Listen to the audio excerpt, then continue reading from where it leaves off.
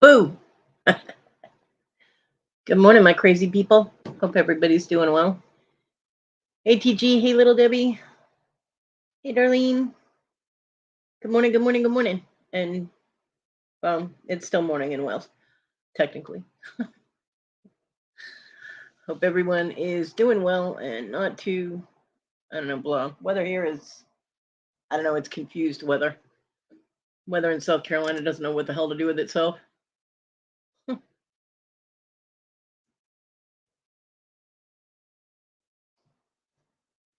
TG, I want a picture of that.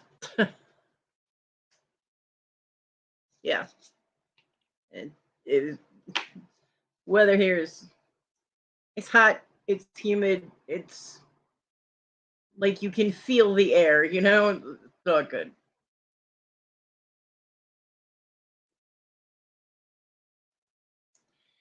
Hey, Stacy May. So we do have a couple of topics today. Things that have irritated the fuck out of me. We all know how that goes. Um, yeah. And someone, they shall not be named,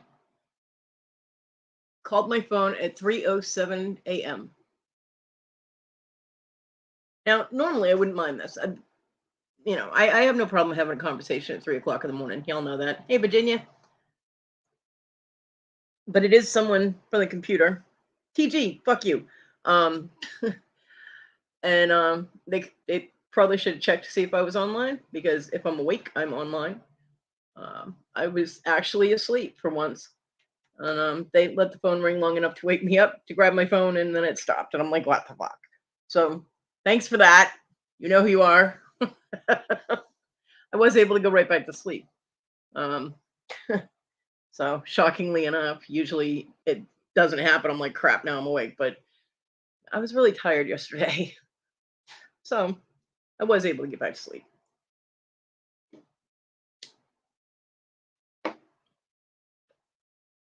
But it was odd because I never get phone calls, and I had forgotten to turn my phone back down from when my mom was at the store, because she kept calling me, and when the phone is in the little back pocket of the wheelchair, my beautiful Susanna, good morning. Um, oh, Darlene, DRM, are the first three letters. When the phone is in the back pocket of the wheelchair, it's hard to hear it when it rings. So I had turned my phone up and I forgot to turn it back down. So I was woken up loudly to the Star Wars theme, which is my generic ringtone. Yes, because I'm a geek and I'm happy with that. Hey, Thomas, how's everything down under? So, yeah.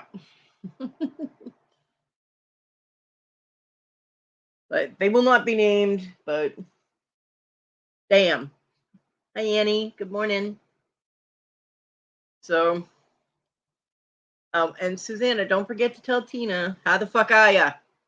Because it's standard issue at this point, so it has to be done. And don't work that girl too hard, you little slave driver.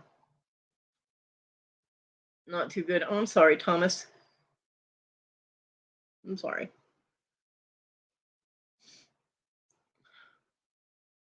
Thank you, Susanna.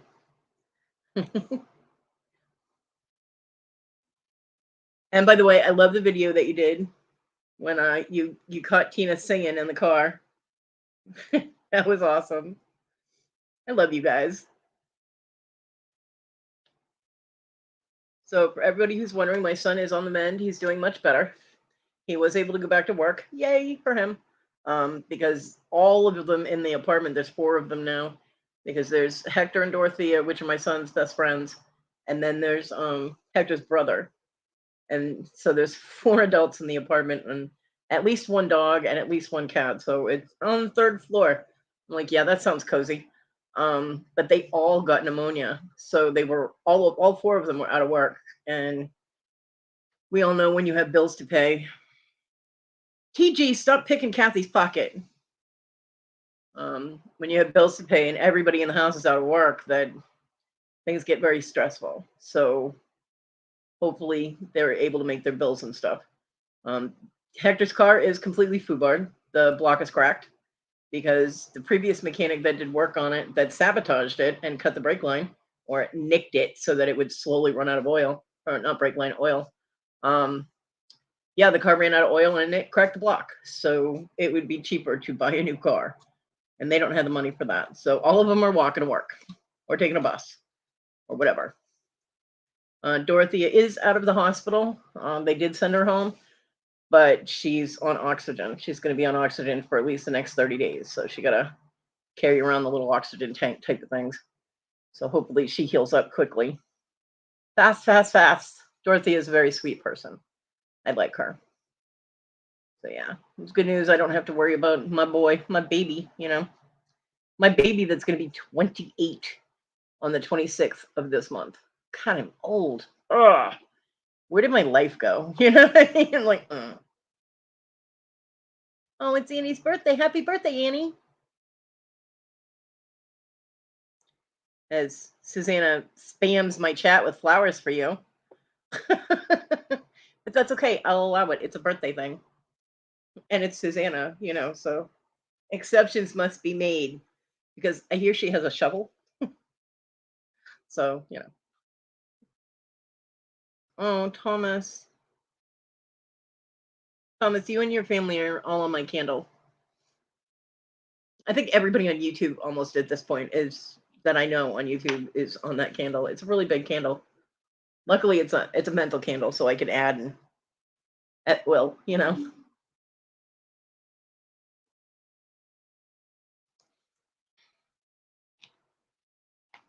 Yeah, Susanna, it's scary, isn't it?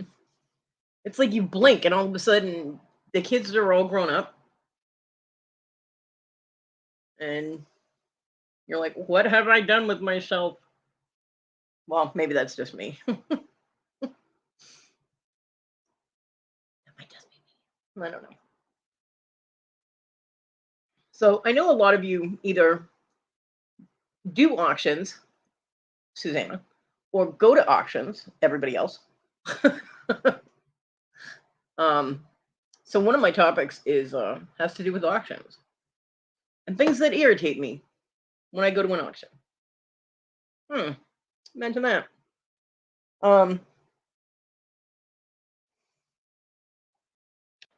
And there's something that I heard that kind of shocked me. And I don't understand it at all, but I suppose that might be explained by somebody who actually does it. I don't know. But first of all, I want to say congratulations to Brandon, Heartland Picker. He did his dollar start gemstone sale, and it went amazing. I ended up moderating that for 5.5 hours.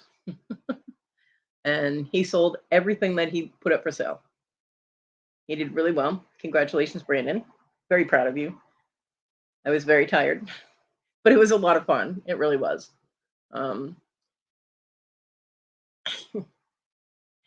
Yeah.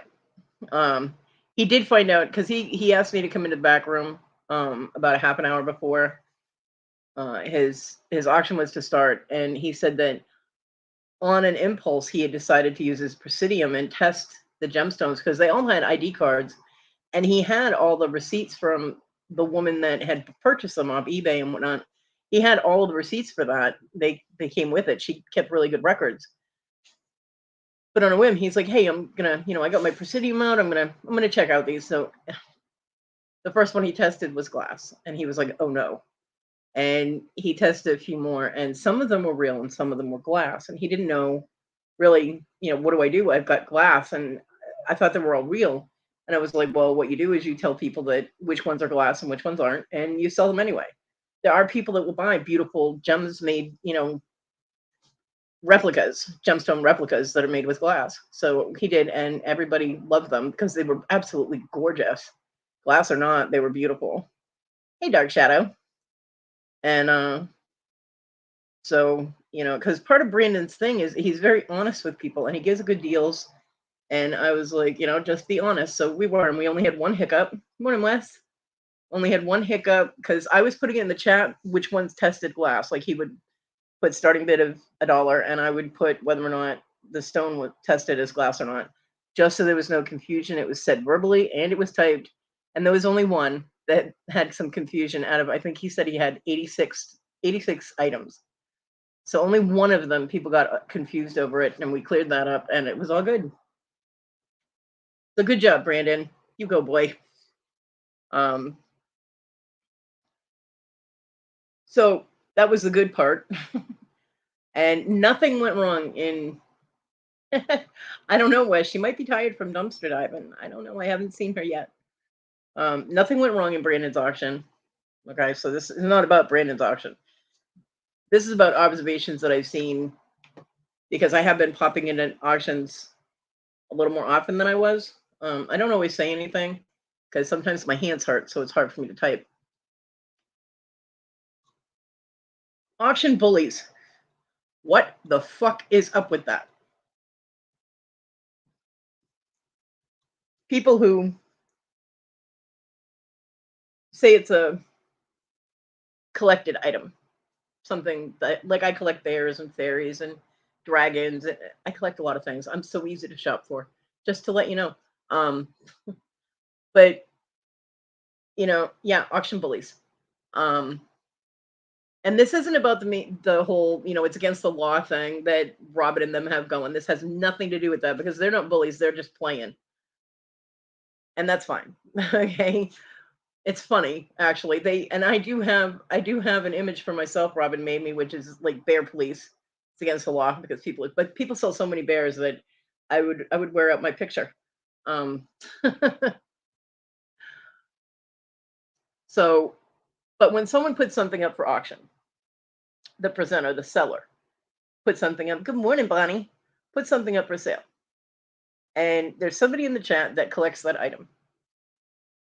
And there's more than just them bidding on it. And that person who collects that item, that everybody knows collects that item, starts going, hey, that I collect that, or, stop bidding, or why are you bidding against me? And all that. Stop trying to guilt people into not bidding on something. It is called an auction, which means that bidding is required. If it was a buy it now, then yeah.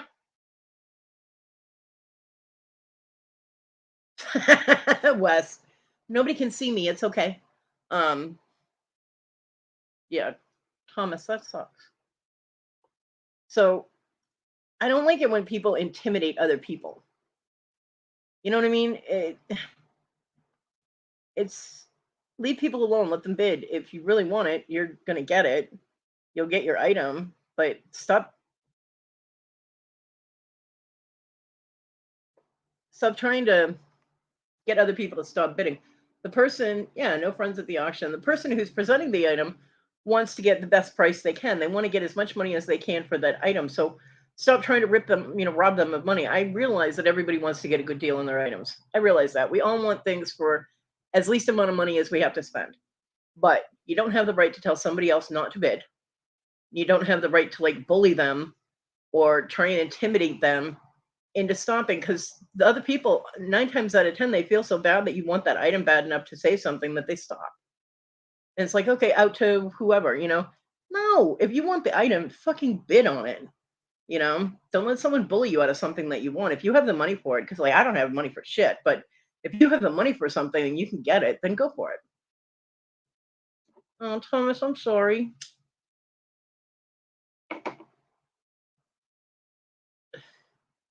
Yeah, same thing, is bullying them into buying something too. Yep, I agree. I agree. I mean, if you say it once, it's like, you want it. Yeah, I do, but I can't afford it. You know what I mean?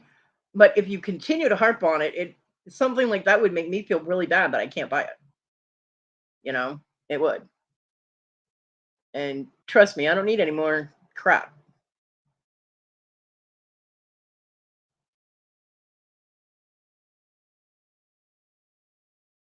So that was one of my issues. Hey, Anvil.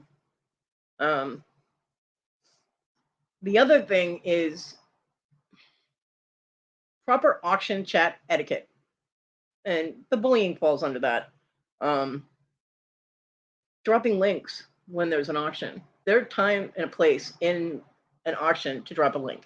In the middle of bidding is not the time to drop a link.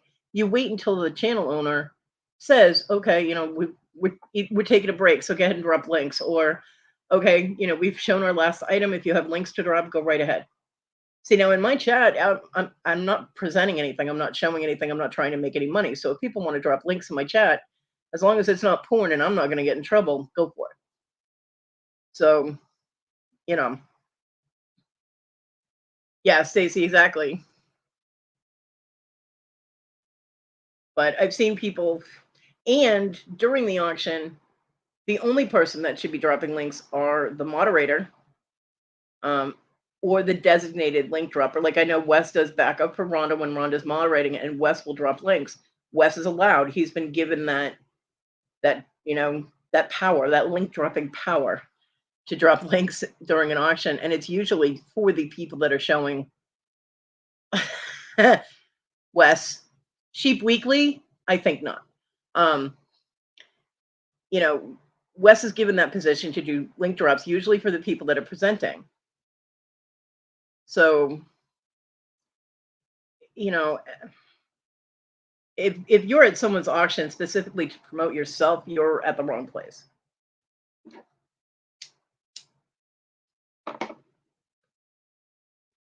And Jabbies is going to be tomorrow. Jabberdy. That's awesome. Can't wait. I like that show. And yeah, little Debbie loves to drop boobs in chats. She's so distracting. But just have a little bit of courtesy. Oh, I'm sorry, Emville. Breathe, girl. In and out. Find something to focus on. Sometimes that helps when I have anxiety attacks. No, TG, that I don't agree with, because there are a lot of people that will time people out for, like, oh, I don't like that person, so I'll time them out. Or they'll, you can get cloned. Yes, Wes, I agree. Saying you're about to go live in another live is very rude.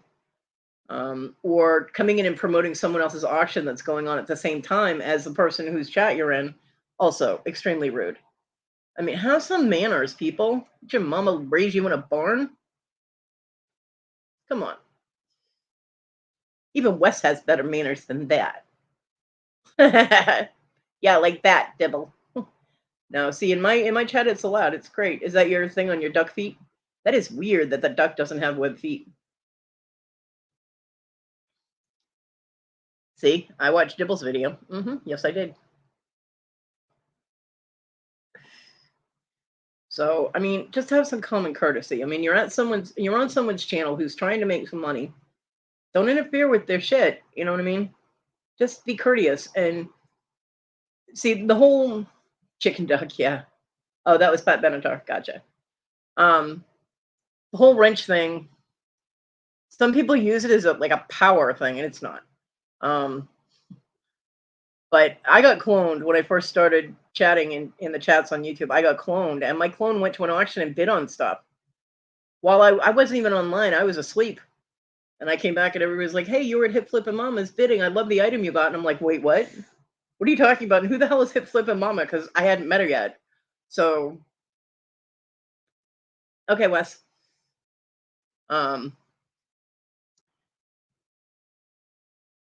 So, yeah, I mean, which one, Thomas? The boobs or the coffee? Or both?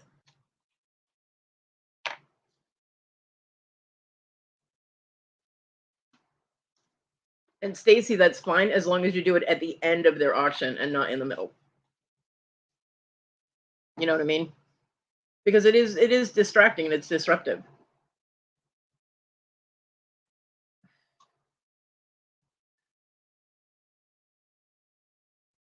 Yep, I agree, TG. Wow, TG said something that makes sense and was not pervy. Consider me in shock. Did who get a massive invoice? Casual, who you're talking about? That's the other thing that I heard, is that there is a moderator that will send you an invoice for a percentage of your total sales. What in the fuck is that? I've never charged anyone for moderating. If they want to send gifts or a financial gratuity, I am more than happy. Just the coffee. Gotcha, gotcha, Thomas. Did I get sent a massive invoice? No, I haven't bought anything. I can't buy anything. I don't have any money. And I will not buy on credit because I did that once and I got in trouble with it. Not in trouble, but the money that I had expected did not come in. That's when the toxic twins left and I ended up with a huge electric bill from them. And I just didn't have the money to spend on what people had. There were two people that let me bid on things on credit, and 2 weeks later when the twins were gone and there was no money, I was like, crap, so I had to let them know that I was very sorry. I felt so bad. I was like, I was very sorry, but they put the things back on the shelf. And Lydia had actually was one of them. She had actually already sent the item. I was about to send the email. My son come walking in with a package from Lydia, and I'm like, oh. So I did get her paid. As soon as I had the money, I did get it paid, but I felt so guilty until I could. So I won't do that. If I don't have the money in my account, I will not bid on something. So no, it wasn't me. But the whole charging for moderating, I'm not really. I've never actually heard of anybody doing that until a couple of days ago. And apparently the person doesn't notify you they're going to do this. This is not part of a prearranged deal, or it didn't used to be. It might be now, but it's like you finish your auction and the next thing you know, you get an invoice from this person for 10% of your sales. I'm like, what the fuck? So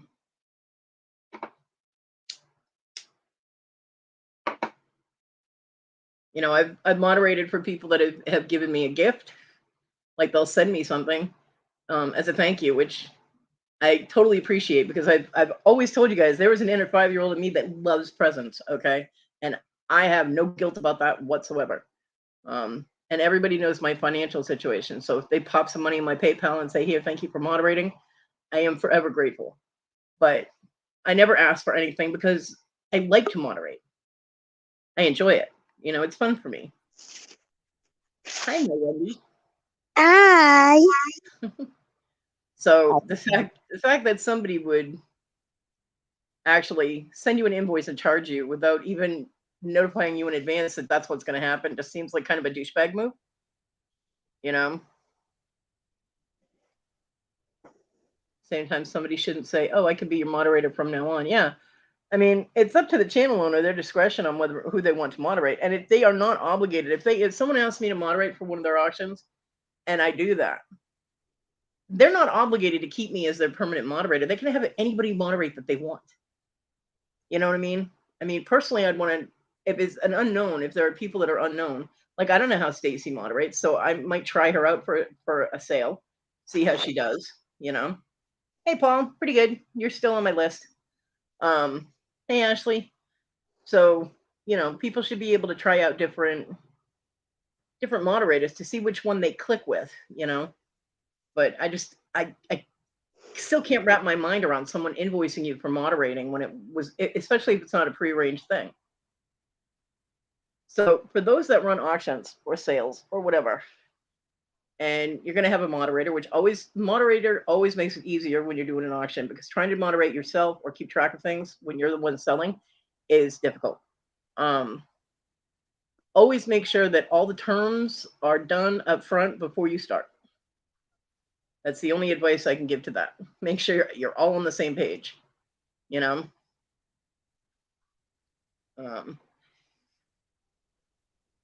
that's just, I don't know. I think that's a douchey move to be like, all of a sudden you get an invoice for moderating. Yeah, Paul, but you're confused anyway, so it's okay.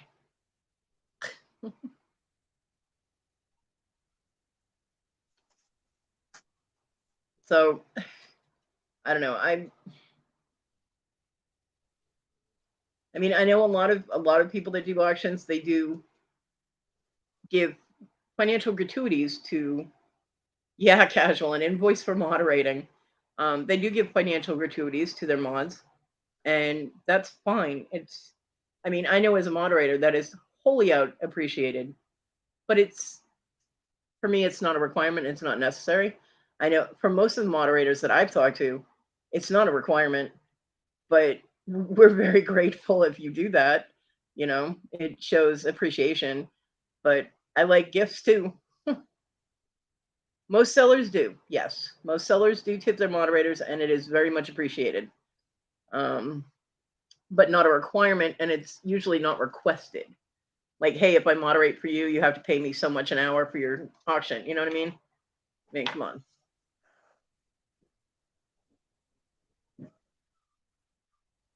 And if you're someone who's trying to make a living at moderating, good luck, because there's way too many people that will do it for free or for very minimal amount.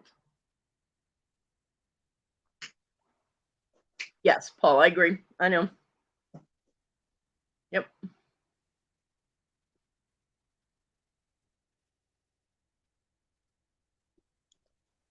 Yeah. Well, having a moderator keeping track of things in the chat, putting in the item and how much the starting bid is, and then popping the bids in, in caps, it allows the seller to go directly to that to see what's going on. It also allows them to keep track of who buys the item. If they're not able to write things down or they miss somebody, they can go back into their chat and scroll down. They can find the item and how much it sold for and who it sold to. And a moderator will keep people from acting up in your chat. I don't know, Casual, if backup mods get tipped. I suppose it depends on how much they have to do. Maybe. I don't know.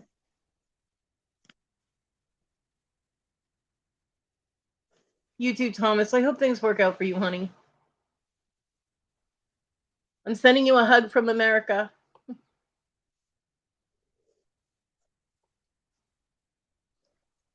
I mean, moderators keep the flow going and they keep order in the chat. Yeah, Mama G does that, and Rhonda does that as well. She'll send a list of the winners and things. But things get lost too, and not everybody can do that. Rhonda and Mama G are powerhouses, man, because I know when I'm moderating, I'm keeping an eye on the chat, and I tried doing that with that fucktard in Scotland, writing down his items and stuff and who bought it, and I got lost. I couldn't keep up with it, so we had somebody else doing that while I was moderating. But yeah, Mama G and Rhonda are like, I don't know, they're able to moderate, keep track of the chat, regulate the chat, and make a list of everything you sold and who you sold it to and for how much. So that amazes me. Yeah, like I said, all terms with moderators, whether they're main mods or backup mods. I agree, Wes. I agree. Should be discussed before the auction starts, because you don't want any confusion between the people in charge. Yeah, I don't know. I've watched Janina moderate a few, and she's not really my style of moderator, but yeah, she does all right. But you need to have. I mean, I moderated for who the hell was it? Oh, NASCAR man, Derek. I moderated a few auctions for him, and I told him, because he was doing the auctions with multiple people, and they would switch channels. So I told him, I said, look, we have to have communication. You have to let me know what channel I'm supposed to be on and who is going to be selling, because that's information I need. And he never communicated with me, so I stopped moderating for him. I was like, no, if there's not going to be any communication, I'm not busting my ass doing this for nothing, and you're not at least making an effort to work with me. No. So I just stopped moderating for him.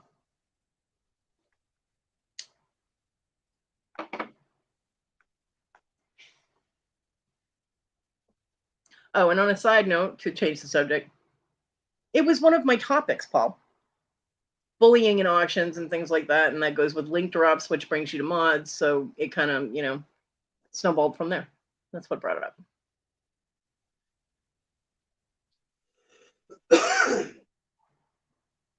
Hi, Toad. Yeah, I moderate in chat. I usually do not moderate on the panel. I did for Brandon the other night because I was already in the back room talking to him, so just kind of went from there. So how's England, Wendy? Warm. Too warm. I don't like it, Kodi. We're having global warming. We're having global warming. You guys aren't used to it. No, we're not. It's really, really warm and it's going to get hotter and hotter and hotter. It doesn't need to. Just rain. I'm used to that. Anyway, Wendy's all, we want our rain back. we do. We want his rain back. Stop messing with England, guys. Whoever's messed up. Mother Nature spun the wheel. Who shall we fuck with today? Oh, let's fuck with England. Literally, the sun is beaming. Like, I've never seen the sun. We all look at him, we're like, what the fuck's that? What is this big, bright, shiny thing in the sky? It burns me. It burns. On a side note, we all know that Danny Mae's daughter is pregnant and she's due very soon. So we all want to keep her in our thoughts and hope everything is going well for Danny Mae's family. Congratulations as well. Yep, I have no information on the progress of these things, but I'm keeping her in my heart and hope everything is going well. Yes, definitely. Because she's currently overdue. Oh, yeah, she's a few days overdue. So my oldest daughter was 11 days overdue. Well, 10 days overdue. 10 or 11 days. I can't remember. It was so traumatic. But I understand the misery that's coming along with that. It's like, look, child, either start paying rent or get the fuck out, you know. So my thoughts are with Danny Mae and her family. Good thoughts. Good thoughts. hey, my angel. Hey, Darlene. Hey, Stacey. So Miss? Everyone. Hey, Wes. Hey, Paul. Anybody else? Well, Dibble was here, but she said she'd be back. I thought I'd just back room you because it was just easier than typing in chat and I can't be asked to type. She abandoned me to go look at her duck with chicken feet. Or chicken duck. I do have some sad news though. Oh no, what? Little Brit's not being very well. Why? What happened? She come on Wednesday with a really high fever. Oh, and no. it was in and it was really high. And she slept and wouldn't eat. So she ain't been doing too good. Well, I hope she starts feeling better soon. Did they test her again for COVID? No. Couldn't she get COVID again? Yep. Oh. There are so many different variants and strains of COVID that the boosters aren't covering all of them, because as soon as they make a new vaccine, boom, they got a new variant. So yeah, you can catch it more than once. Hello. There's Dibble. Dibble said hi. Hi, Debbie. How are you? She was taping a box, hopefully not to her table again. That was funny. I was on video call with her and she taped a box to the table. Yeah, so little Brit wanted me to tell her, Kodi, that she's not been feeling good. Well, I hope that she feels better very, very soon. I don't like it when kids are sick, especially kids that I like. I didn't know she could catch it again. Yep. Oh, well, that's not good news. Yeah, you might if the fever persists, she keeps feeling bad over a couple of days, you might want to see about getting her tested. Tell your mom. Yeah, that's not good. Yeah. She stopped eating. I don't want to worry you, you know what I mean? But it's good to be aware. So well, I ain't going down and catching it. Staying away. I would basically, with anything like that, if they haven't been tested or can't get tested, I'd still treat it like a quarantine situation.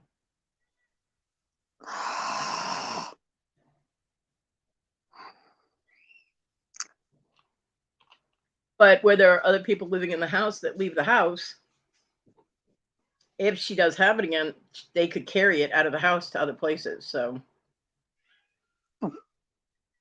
I hear you guys had some good news though. Boris is out, huh? Oh, he retires in October. He thinks in October. He's not resigning until October. Calm down. I almost had a party when I heard. I thought, yes, he's gone. Nope, he ain't. October. Bloody October. Or September of some sort. Yeah. I'm like, no, go now. Right. Yeah. That guy's. Whew. It's something else. I agree. I agree. And he's no good. He's literally no good. Yeah, he's a wackadoodle. He's out there. Is more a chocolate fire guard's more useful. Well, Seriously. my other topic is being held emotional hostage during very dramatic YouTube breakdowns. There was a situation recently in the past few weeks where there was someone that had a complete meltdown, freak out, whatever, that started at 2 o'clock in the afternoon and didn't end until, I don't know, 12:30, 1 o'clock in the morning. And it was extremely emotional for everyone involved. That person was blackout drunk. They don't remember a damn thing. They did make an apology video. They were live. And they apologized. They apologized to me because they were lashing out at everybody. I mean, drunks do that. But at the time, I felt the apology was sincere. I even went on her panel and tried to talk to her because it seems like the contributing factor with her freaking out at various times is alcohol.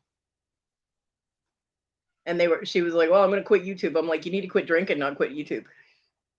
I mean, you can quit YouTube if you want to, but that's not going to change anything. If you're still drinking, you're still going to have the freakouts, you know. I put myself out there to try and help them, and told her you need to leave the video up because she offended a fuck ton of people. Like every single person that supported her, she alienated.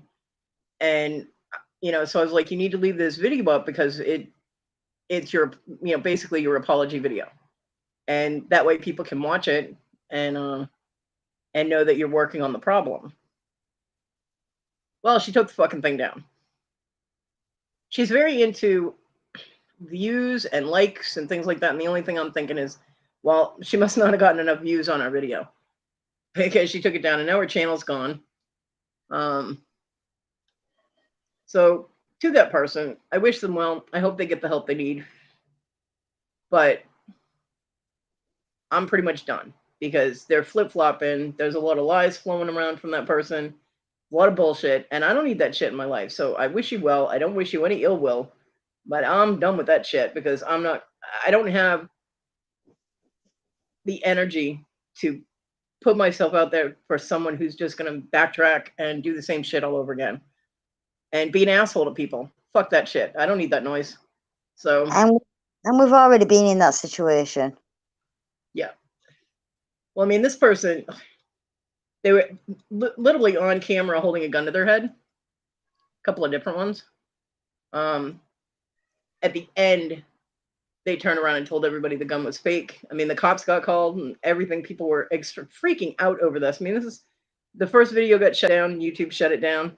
And then they went live again. But,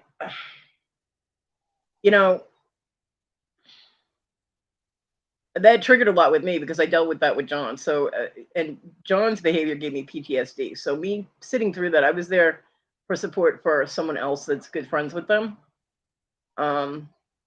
And their emotional issues that they were having with the situation. But I basically sacrificed my own mental health to be there for my friend, because that's pretty much how I am. If two of my friends are about to get in a fist fight, I'll put myself in the middle. I'll take a hit for someone just so another friend doesn't get hit. You know what I mean? I sacrifice my own well-being to help other people, and that's what I did. Yeah, you guys know who I'm talking about. It took me 3 days for my energies to realign so that I could actually function normally again. And the friend that I was there for, not the person who was doing the video, but the friend that I was there for support, it took them longer. Than 10 days later, they were still messed up. So to do that to people that have been there, I don't think you know them, Paul.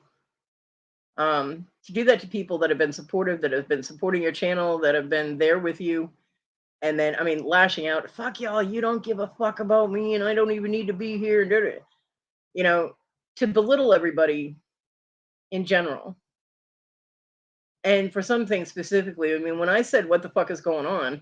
I got a fuck you, Kodi. You don't give a fuck. Go fuck yourself. Now, normally, I don't know if she removed herself, I think. It's one of her little things, which for someone who's so fascinated and into getting views and likes, she just deleted everything. She would have to start over now if she gets a new channel. But normally, if someone told me to go fuck myself, I'd be like, alrighty then, bye. You know what I mean? I don't need that noise. See you later, bye. You know? In this instance, I did stay. Hey, Patrick. Yeah, she poked the bear. And I stayed because of my friend. Morning, Susie. But to do that, I mean, Paul said, why do people feel compelled to go live when they're intoxicated or drunk? Because they don't have any reasoning. You know what I mean? You can't reason with somebody like that. And they can't reason with themselves. So for some reason, because she had already been drinking when she started the live at 2:00.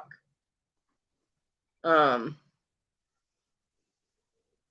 it just got worse. I mean, she even went to the store and got another bottle of fucking booze.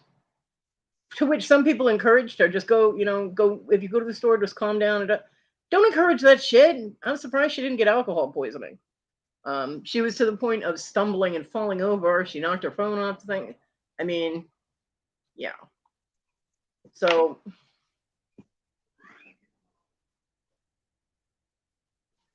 and yes, there are mental issues, mental health concerns in there, to which she's already said that she's not getting treated for. I'm not a big advocate. I don't shove big pharma down everybody's throat like it's the solution to everything. In this case, I think that her brain chemicals could use a little bit of regulating, and she should probably be treated, or at least talk to someone. Honestly, yeah, she punched holes in the wall. She put a poster up to cover the holes of. I mean, not just punched a hole. She beat the shit out of her wall. There's like a huge hole in her wall. And she showed her elbow. Her elbow was all bruised from her elbowing the wall. Her hand is all banged up. She did a lot of damage to herself too, and psychologically, that's an indication that she's not happy with herself. So she's punishing herself by doing that and lashing out at other people. I'm not comfortable with saying her name, Susie. Normally I wouldn't have a problem with it, but this is a pretty serious mental issue, and I don't want to push anybody over the edge, but yeah, Darlene, she scared the shit out of pretty much everybody that was in there. I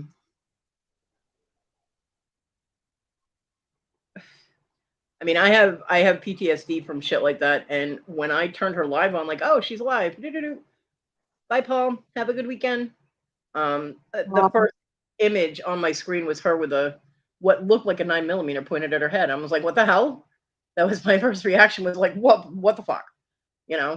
So yeah. And it's like you're afraid to be like, nope, I'm out of here and leave, because what if that triggers her into pulling the trigger? You know what I mean? And as far as everybody knew, because she did have ammo, so nobody knew if the guns were real or if they were fake. And it turns out they were BB guns. But still, you can still do damage with a BB gun if it's held up against your temple or put in your mouth, But nobody knew if they were real or if they weren't. So everybody was freaking out. And the cops did get called, and she was like, if any of you call the cops, I'm pulling the trigger. I mean, fuck you, bitch. Okay? People call the cops is because they're concerned about you and they're afraid for you. And they don't want you to hurt yourself. And that's why they would call. Hey, Kim. And they did get called. And in her apology video, she told people that she did get 5150'd, which means she's supposed to be held for a 72-hour evaluation. They let her out the next day.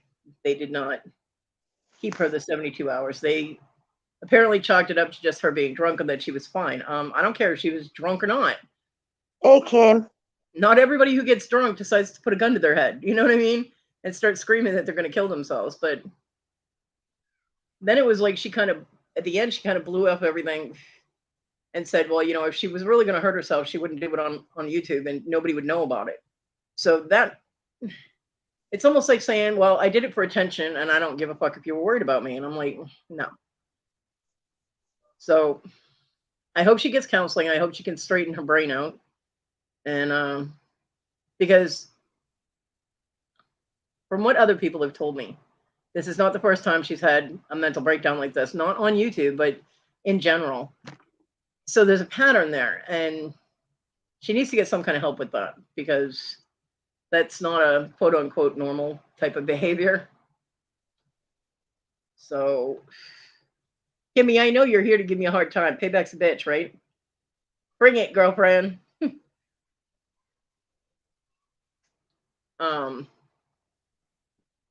But personally, I'm not going to be involved in that anymore. I can't. For my own mental health, I cannot. I talked with my friend that I was concerned about. Kimmy. I talk to her and let her vent about it, and I give her the best advice I can, but she has to make her own decisions as well. So, because I don't tell anybody what to do except for Kimmy. I'm always smiling. You just can't see me.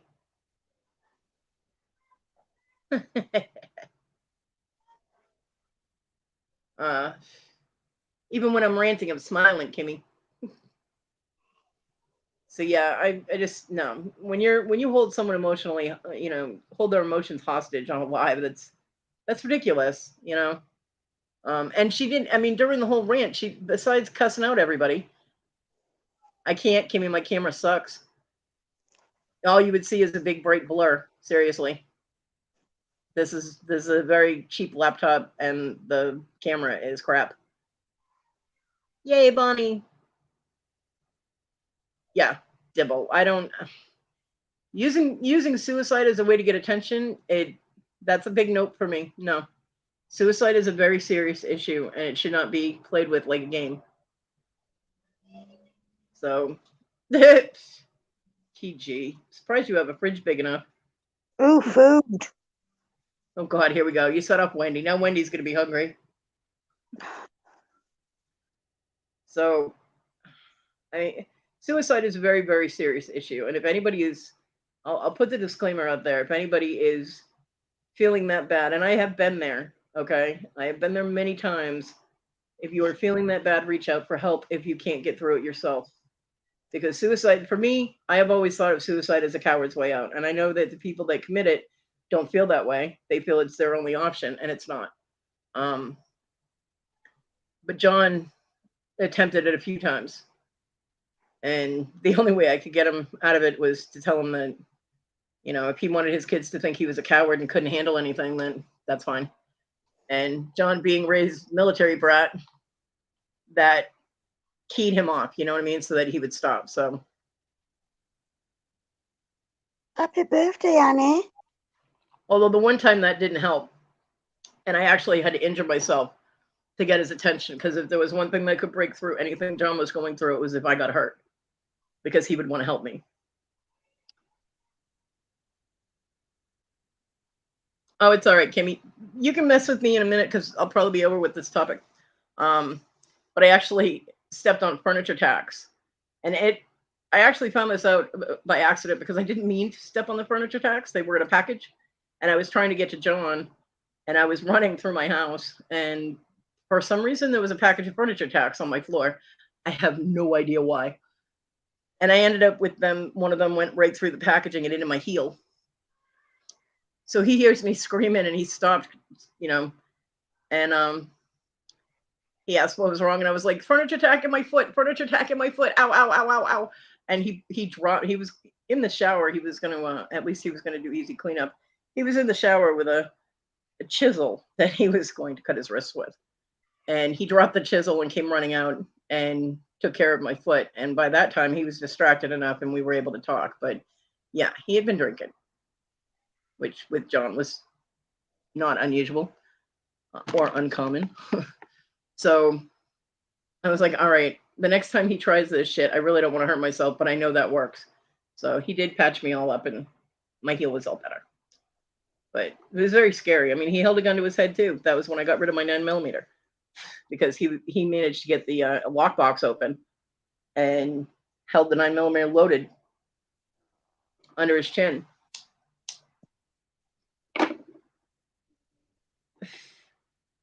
So I looked at him. I said he'd have a better chance if he held it in his mouth, because under his chin he could go up through his nasal passage and miss his brain completely. So when he moved the gun to put it in his mouth, I grabbed the gun and I dropped the clip out of it, dechambered the bullet, and spun the gun out of his hand. And he just sat there looking at me like, how the fuck did you do that? And I'm sitting there going, how the fuck did I do that? Jackie Chan movies, man. I don't know. But it worked. He was like, do that again. I'm like, fuck you. I'm not handing you a loaded gun again. What is wrong with you? So yeah, the next day I took that gun right to the pawn shop. I was like, nope, goodbye. I'm not gonna have a gun in my house. And yeah, it was very scary. Now y'all know when I say John gave me PTSD, I'm not lying.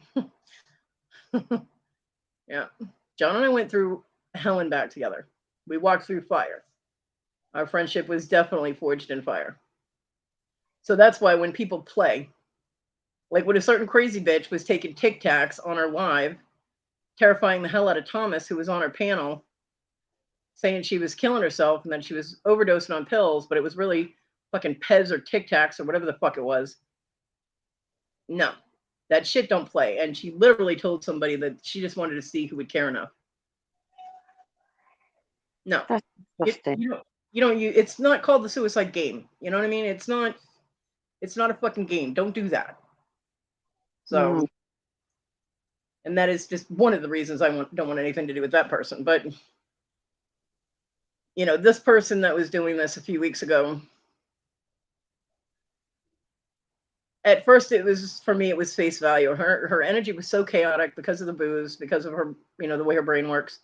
It was so chaotic. It was hard to decipher whether she was for real or not. But at the end, when she turned around and said the guns were fake, her being that intoxicated and having that knowledge, her guns are fake, I'm holding them in my hand, meant it was a cry for attention, which is great. You got a lot of attention. Everybody is pissed at you now. Congratulations. And if you don't fix this problem, this is going to continue to happen. You're going to make friends with people. Then this is going to happen, and you're going to alienate all of them. So stop it. And unless that person made a new YouTube channel, they aren't in here watching any of this. Well, they can't comment anyway. But yeah, just don't do that, So, but yeah, Kimmy, you missed it. We already went over people that bully other people in auctions, like intimidating them not to bid or harping on them. You want it, and making them feel really bad that they can't buy something, and link dropping during auctions, which is a very bad etiquette. It is, Darlene. It is. When we went over moderators who don't let you know ahead of time that they're going to bill you for moderating, I was informed the other day that there is a moderator that actually sends you an invoice for a percentage of your total sales, which I personally think is bullshit. I have never charged anyone for moderating. And I've never run across any moderators that actually will charge you to moderate. I mean, gratuities and thank yous in a financial aspect are always welcome. I personally love presents. So a gift for moderating is nice. It's always nice to get something in the mail. I agree. I have a lot of fun at auctions, especially giving you a hard time. Jennifer, please input, because you are like an awesome mod. Kimmy knows who I'm talking about. I did not name names, because anybody who's had them moderate, I think they know who they are. I was shocked as fuck when I heard that. Really? I have never heard of that. Wow. That's really stupid, because there are so many really good mods that will do it for free. You know what I mean?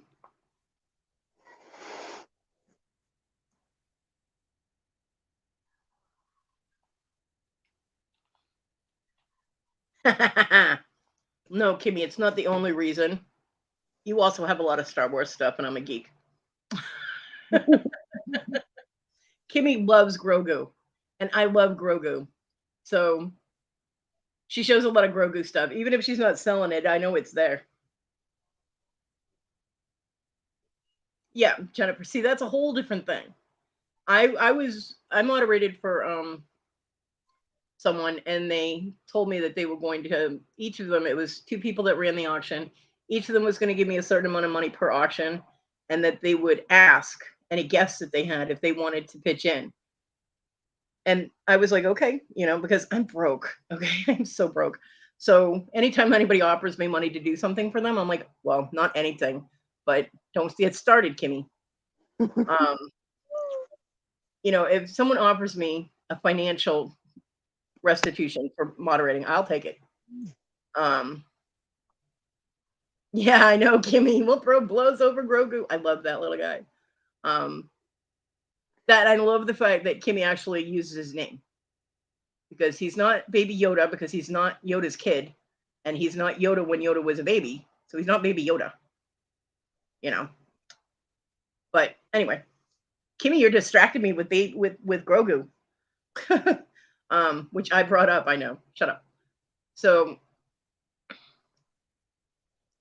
like I said, I appreciate getting gifts. I appreciate it if they offer it, but I never require it.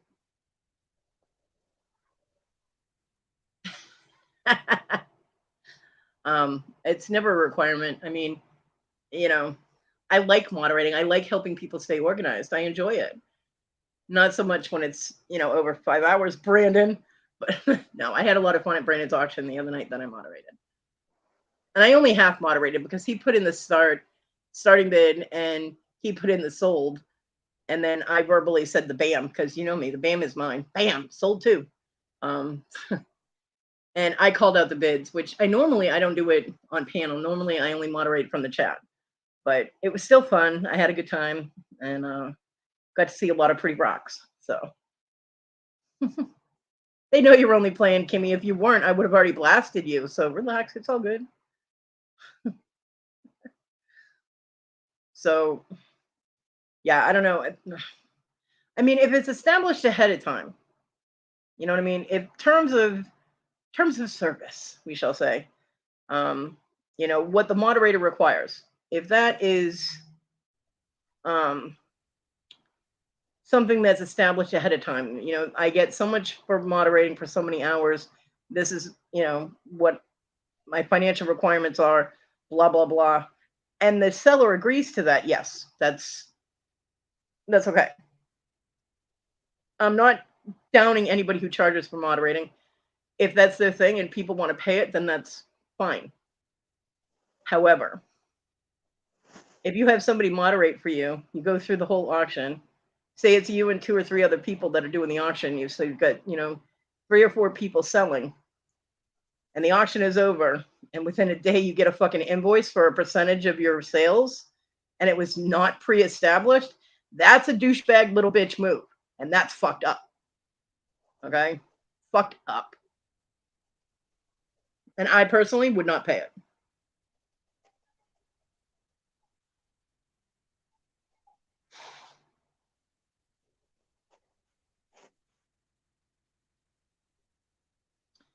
I agree, Jennifer. And I did cover that. I said that only the moderator, channel owner, and if there's a backup mod, should be dropping links, and those links should be for the sellers at the time. That if there's a break, like if they take a short intermission, or at the end of the auction, they can give the go-ahead that you can drop links for things. However, don't just start dropping links because they're like, okay, that's our last item, and and we'll see you later. Don't just start dropping your links because you don't have permission to do that. You know what I mean? Wait for you to, or ask, since the auction is over, do I have your permission? Can I drop a link to my show or whatever? Ask. It's manners. It's good etiquette. Be fucking polite. What in the fuck? You know what I mean? Nobody has any manners anymore. It's like common sense should be a superpower at this point. But I agree with that 100%, that during the auction, while people are selling, only the seller's link should be dropped, and only by the moderators or the channel owner.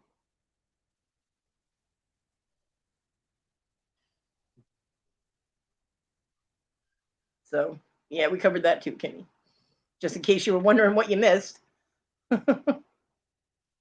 So, I don't know. Yeah, and at the one auction I was at, the person moderating kept, I guess you would call it singing. I think that's what it was supposed to be. Or they'd get this little high-pitched voice going. Darlene. As Susie, I have post-auction stress disorder. You know, that's probably a real thing. TG, give back the stolen halo. But their voice got so high-pitched that they were not understandable, and it hurt my ears. I was like, what in the hell is this person doing? Why are they getting all sing-songy like that? Because it was not a pleasant thing to experience at all. It's like, sweetheart, you're not Victoria. Your ass cannot sing. You know? I actually went to Victoria and Nana Tink's auction after that, and Victoria started singing. And I was like, okay, that's better. She made my ears better. Yeah, I don't.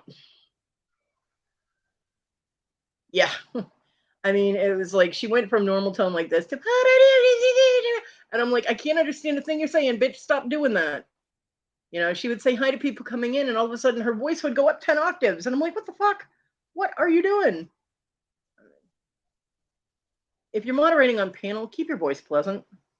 You know what I mean? It doesn't have to be monotone, but keep it pleasant. And for fuck's sake, if you can't sing, please don't. Because, yeah, Kimmy, talking to you. No. Just kidding. Maybe. Every once in a while, it's okay, you know? And, you know, if you do some little whatever, little tone thing, that's fine. But to do it consistently, yeah, keep your voice pleasant. I mean, keep it at a normal tone. You know, don't go all Mickey Mouse and shit. What the fuck was that? You know, it's craziness.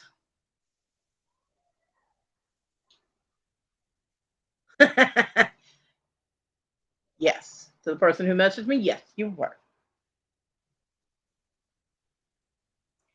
And it's funny because there was somebody in that was in the chat on Ella's auction that started talking about turtle food, eating turtles and things. And I was like, you know, there are a lot of people in here that love turtles. So talking about cooking them is probably, it's pretty rude. And they said, well, so is hassling the mods. So is hassling the sellers, but we've let that slide. That person was also hassling you guys. So I was like, wow, hypocrite much? Yeah. And I could have said something, but I am respectful in other people's auctions, in other people's channels, and I try not to cause trouble in their chats. However, there are a few times that I will say something. If someone comes out with something outrageous or rude, I'll say something. But this, you know, I made my comment because I figured maybe you're not aware that you're being rude and hurtful to people that actually love turtles. Talking about murdering them is a little, you know, it bothers people. Bothered me. So I said something and they came back with a very antagonistic comment, and I just let it slide because I was not going to start trouble in Ella's chat. But I will tell you guys, Kimmy, oh my God, you guys, every once in a while, you would all start talking at the same time. Here's a hint for you. Nobody can understand a fucking thing you guys said. I don't cause trouble. I cause laughter. It's a totally different thing. Right, Susie? There are so many people that love turtles, and this guy was talking about all the different ways to cook turtle, and I'm like, stop that. Ew.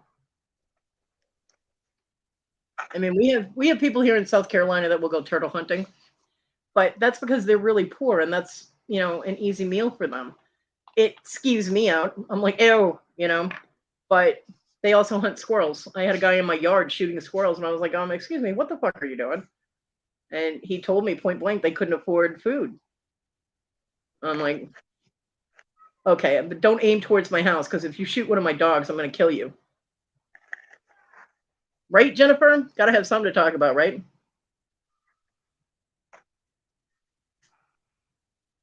We all know we don't like a boring, quiet Kodi. Y'all think there's something wrong with me if I'm quiet. Just like with Kimmy. When Kimmy's quiet, I get worried. But a lot of people do, Jennifer. But you know, the people that love turtles don't want to hear about that. Yeah. Exactly, Susie. If you have to live off the land, everything is a food source, you know, in some way, shape, or another. Right? Yeah. Quiet Kodi is boring.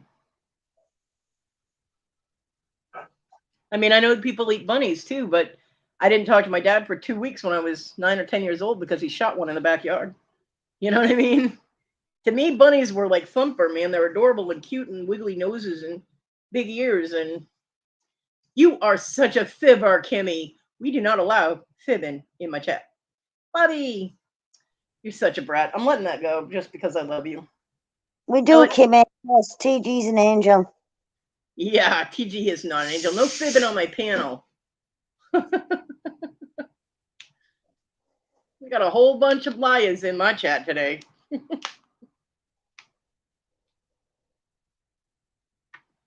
I mean, don't get me wrong. Okay, if I was able to, I mean, now I wouldn't be able to because of the wheelchair. But back in the day when I could walk, if I had to, if I was out on my own in the woods somewhere and I was starving, Bambi's buying it and their dinner. You know what I mean? And yes, I do know how to kill a skin of deer. I could survive in the woods. I could survive, you know, without electricity and without a grocery store and all that. And I feel bad for people that have to do that. But if it's necessary for survival, I can do it. I just don't feel it's necessary if it's not for survival. Leave the fucking animals alone if you aren't starving to death. You know what I mean? Unless you got to feed yourself or your family, leave the poor little animals alone. Stop encroaching on predators' territory. Stop killing off all the predators. And Mother Nature will regulate itself. But no, humans are greedy. We're like locusts. We have to encroach in other beings' living spaces. And that's why we have overpopulation problems, because we kill up all the apex predators. But anyway, all the people who hunt in here are going to be like, ah, fuck you, Kodi. Yeah, well, fuck you too. Go buy a cheeseburger. You know?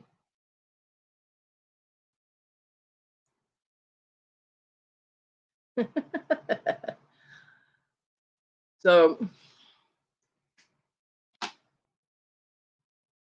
yeah, Jennifer, you're going to have to give me the insight on people who actually charge for auctions. I'm curious.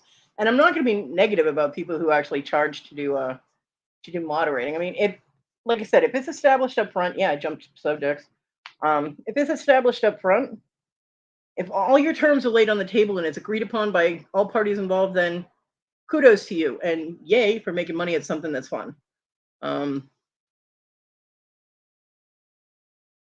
But you don't know who charges?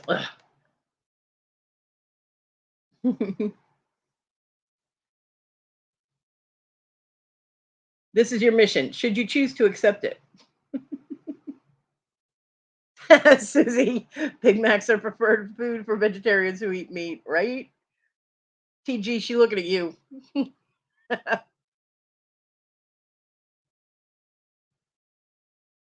I don't know. I mean, in the land of auctions, when there are so many people that will do moderating and who do it well, I'm not going to say, you know, get some Yahoo who's never moderated before and try and have them make sense of your chat while you're auctioning. I mean, an established moderator, someone who knows what they're doing, who doesn't screw up too many times. Because it always happens. I mean, there's always going to be a screw up in the spelling, or you put in the wrong price, or like with me, I don't know how many times my numbers lock turned off. So I'm sitting there and I'll be like starting bid, and then I'm typing the number and I hit send, but the numbers lock was off, so no number went in. So it's just starting bid and then a blank spot. And I'm like, oh crap, you know.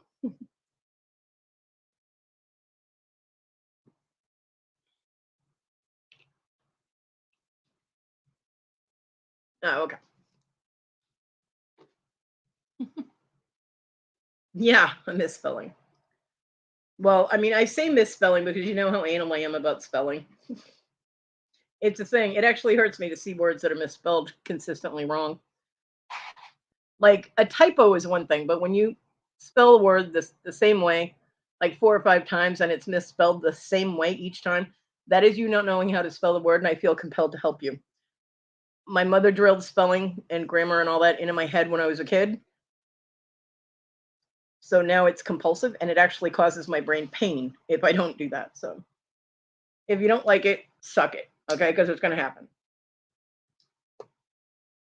I have a red pen, and I'm not afraid to use it.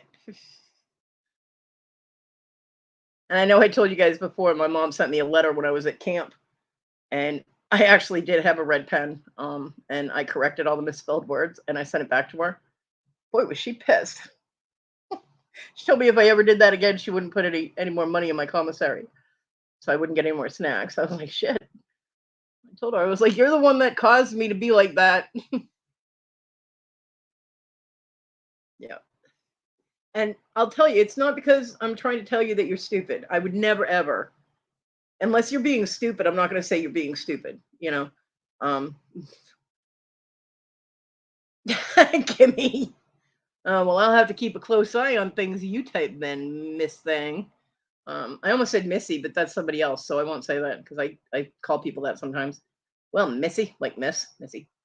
But yeah, I don't want you to get confused with anybody else, so. Yeah, I told my mom, I was like, you're the one that made me do all those extra spelling workbooks and things so that I would spell correctly. So if I correct your spelling, it's your own fault. Maybe you should have been doing the workbooks with me.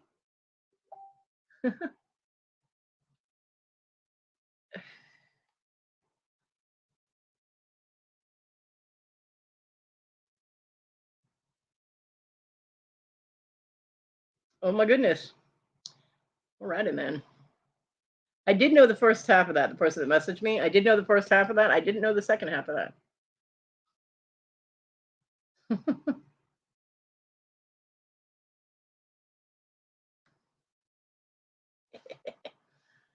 Yeah.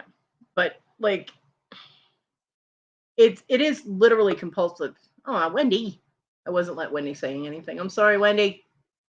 I'm in a very weird mood today. I got way too much sleep and it's odd for me. Come back. Come back. It says device not connected. But it is compulsive. It is probably considered a mental disorder. I don't know.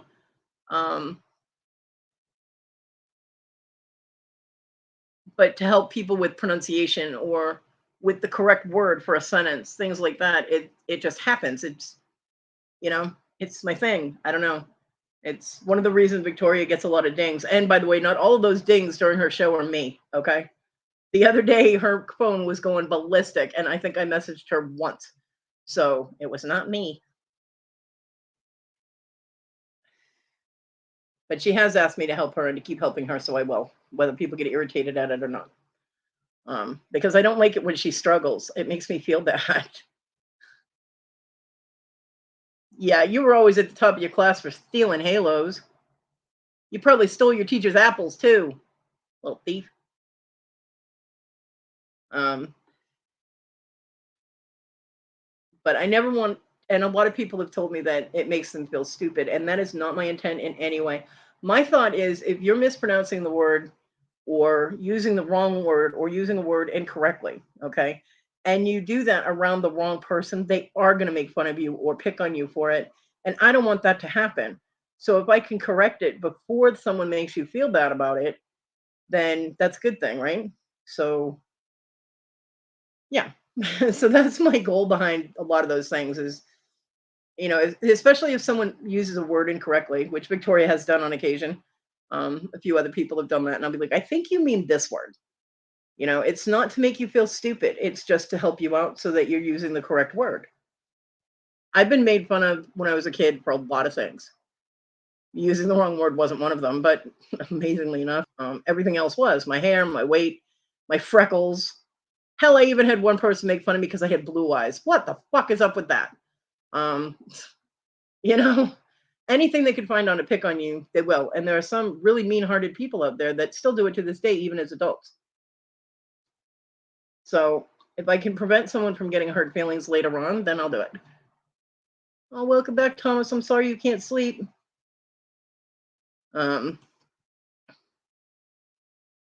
So yeah, those were a few of the things that kind of irritated me this week was the auction etiquette, because I see it a lot. I've been seeing it since I've been going to auctions. Is every once in a while there'll be somebody that, they'll put in like the angry face if someone bids against them, or hey, I really want that. Can everybody stop bidding? It's like, no, the fuck. Look, little Miss Princess, you're not entitled.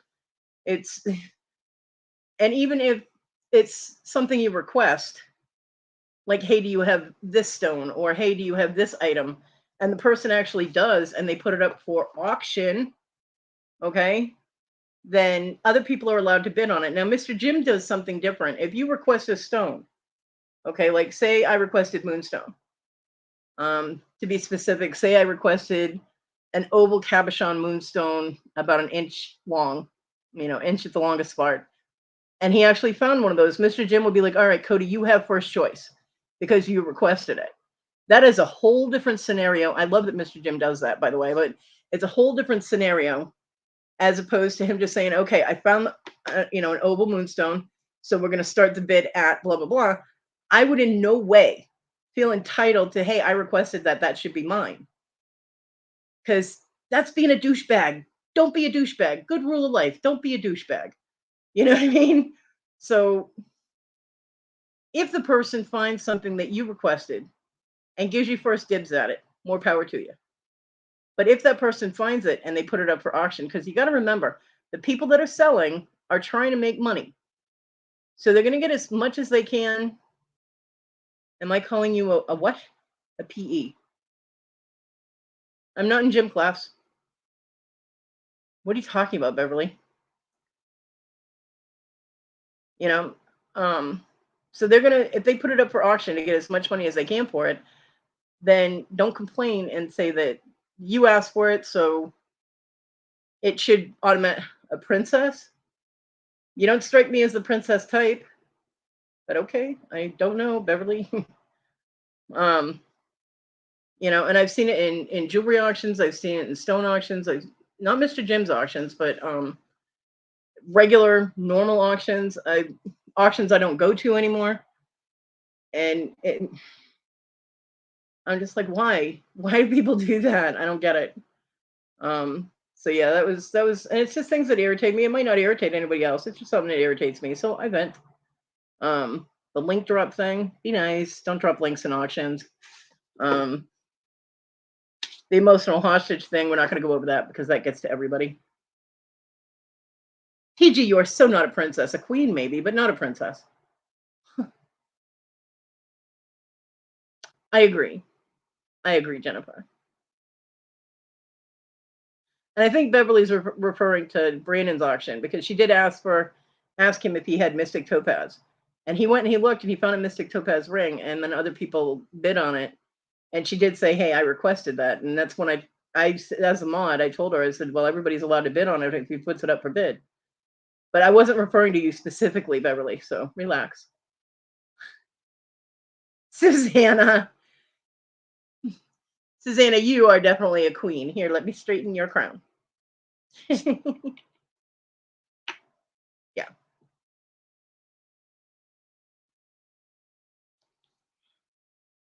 And I mean, whether to put the item requested up for bid, buy it now, or to let the person who requested it get first pick at it is completely up to the discretion of the owner of the item.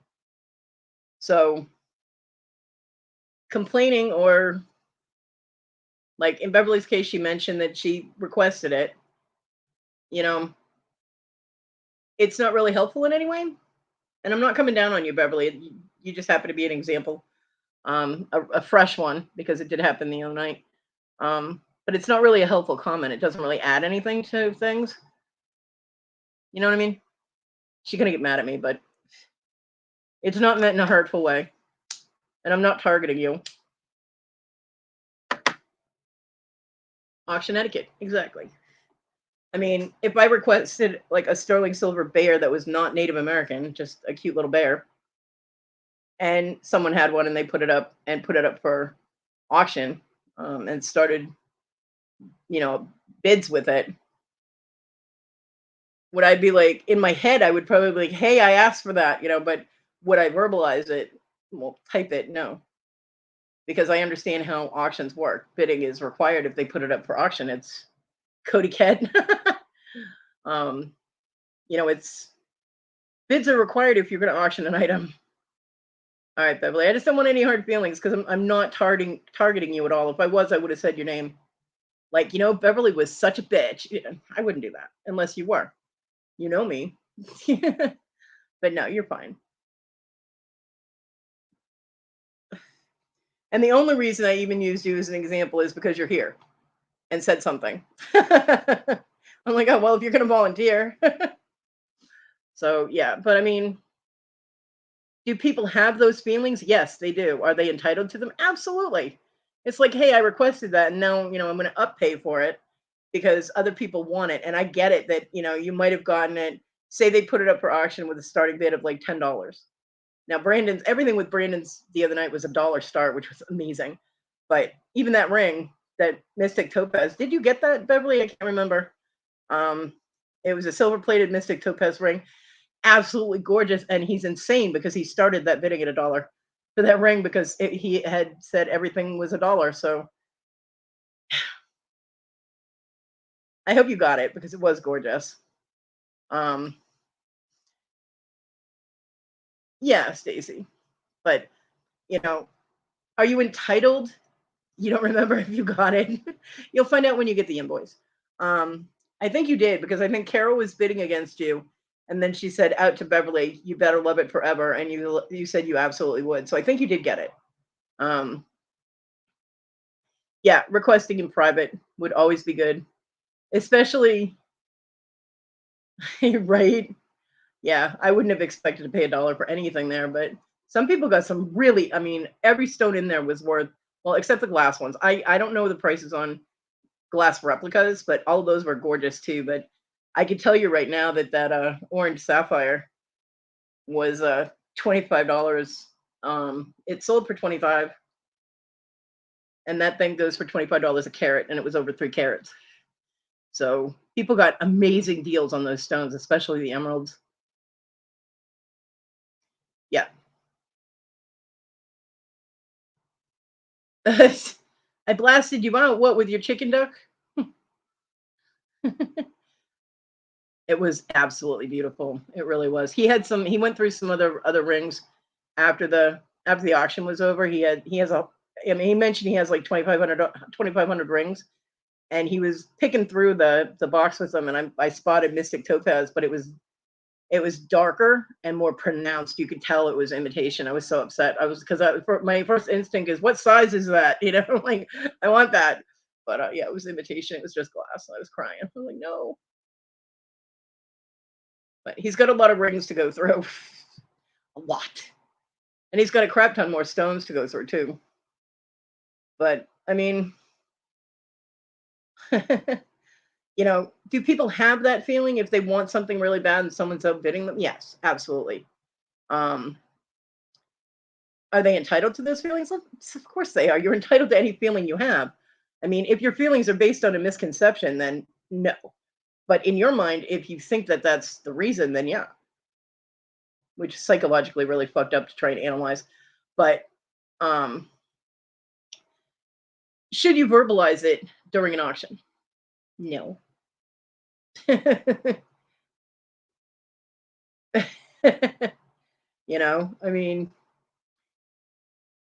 Should you put negative things into an auction chat during an auction? And this is not towards Beverly, just to clarify.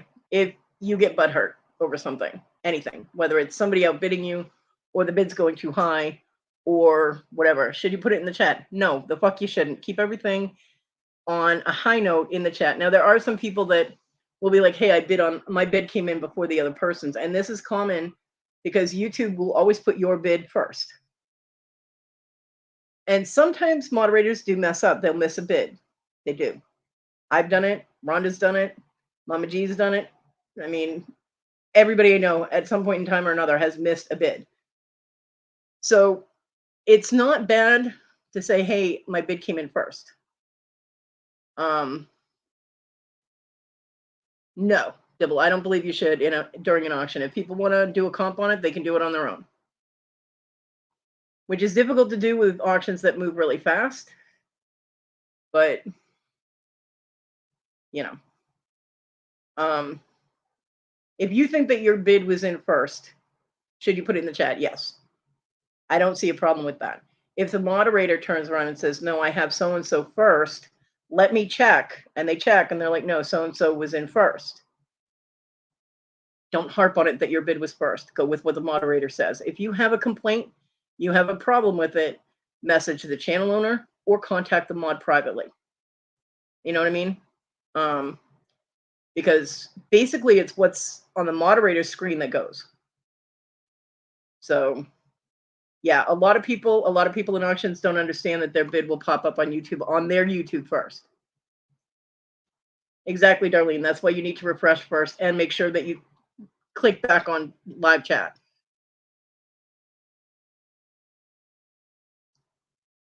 Yeah, I don't like it when people put comps in the chat. It was so hard for me to refrain with that orange sapphire. Orange is such a rare color for sapphire, and I did do the comps on it before it showed, before the auction started, and I was just like, oh my god, that thing is worth so much. And yeah, the person that got that got a really amazing deal. I mean, it was tiny. It was only like 3.6 carats, but that stone's worth over $75, and they got it for 25. It was amazing. Amazing.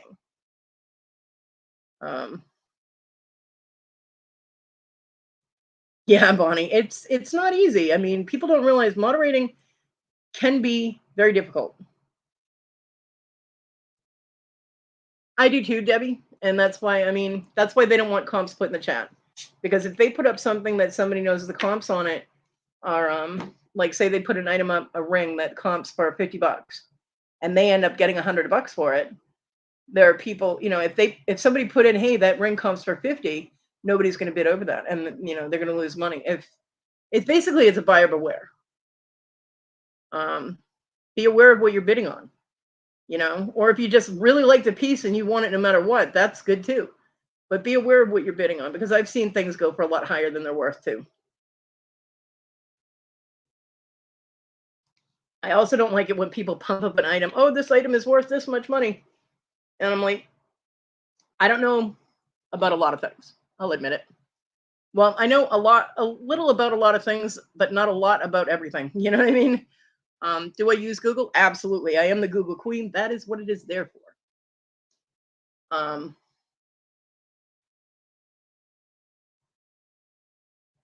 So when I do know about silver jewelry, whether it's making it or buying it. I know about sterling. So when I see like a ring that I know is worth about 30 to 40 bucks, and the seller starts it at 45, I immediately back off from that item. I'm like, nope. Do I say anything in the chat? No, it's not my place to say anything. I am not going to interfere with somebody's ability to make money. That is not my job. I'm not the YouTube auction police. I'm not doing that. Yep. An item is only worth what someone is willing to pay for it. I agree. When I see people trying to pump people up, oh, this is worth so much more than what I'm selling it for, and and it's actually not. That to me is unethical. I understand trying to pump up people and get people interested in an item. I understand getting people, pumped up to buy that item. But when you're blatantly lying about that item, that is unethical.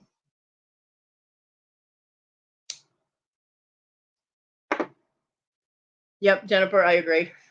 When Brandon put that ring up, good Lord, I almost had a heart attack. I mean, it was silver plated, which drops the value a little bit, but it was a natural mystic topaz. Well, mystic topaz are chemically treated. They have a chemical color treatment put on them to get that effect, but they are still a natural white topaz. So it is a natural stone. And they're worth a good bit of money. I mean, mystic topaz go for a little bit of change. And he started that ring at $1, and I was like, "Oh my god, are you insane?" I actually was so shocked. I said it out loud, and he just laughed. I was like, "Oops," But he did. He kept to his word about everything being $1, and he started it at $1. But that was a $25 to $30 ring start all day long, in my opinion. Even though it was silver plated. It's still got sterling on it. It's just a thin layer of it, you know. But yeah, I've seen some of the big channels, and they start their stuff off, and it's so much higher, and people are willing to pay more for it in the big channels. Like, because it's a big channel, it's worth more than what it actually is. So they get so caught up in, oh, I've got to have this because then I could say I bought something from them or whatever. Their reasoning is they're bidding like crazy on things, and I'm like, what? I went to what was it, Wade's Adventures, when he had all those rubber stamps, because I have rubber stamps. I could use rubber stamps with metal, actually. The red rubber ones can be used with um if you take solder, like the plumbing solder, and you melt it, and while it's hot, you press the rubber stamp into it and let it cool, and then you just peel it off the stamp. You can put really cool designs in it and make pendants and all kinds of things. So I was interested in some of those, and he started them off so fucking high. And I was like, shit, you're talking almost retail prices for each of those. And he was selling them in lots. So, like, the lot started at $75. And I was like, well, I'm out of here. You know what I mean? There's just no way that I'd be able. Hey, Paul. There's just no way I'd be able to even think about bidding. I can't afford it, you know? But he did really well. I mean, I did watch it for a little while, and he sold them all. Yeah. Yeah, your custom taxes would kill you, TG. I don't know, Thomas. I don't know. We were talking about that earlier with people lashing out. Well, we were talking about them lashing out when they're inebriated, but there are some people that will lash out when they're not. I mean, they're sober. Now, whether they do it just because of their own internal pain that they have to lash out and cause pain to others, I do not know. I'm not a psychologist. Really, I'm not. Although I was told I should be one. Um, oh, Bonnie, you saw that too? There were some amazing stamps in there, weren't there? There were so many stamps in there I wanted, and I was just like, oh, why can't he sell them in lots of like 5? You know, no, he's selling them in lots of like 30 and 40 and starting the bidding at like 75 to $100. I was crying.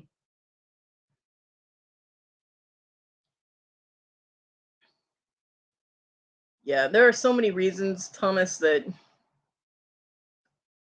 psychologically for why someone would intentionally hurt someone else emotionally. And it's not right. It's not right at all.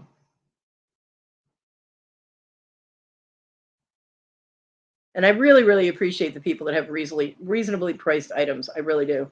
Even though I can't buy, the fact that, you know, the option for me, if I ever do have the money to buy stuff, I know who to go to. You are a psychologist, Kodi? Oh, well, there you go.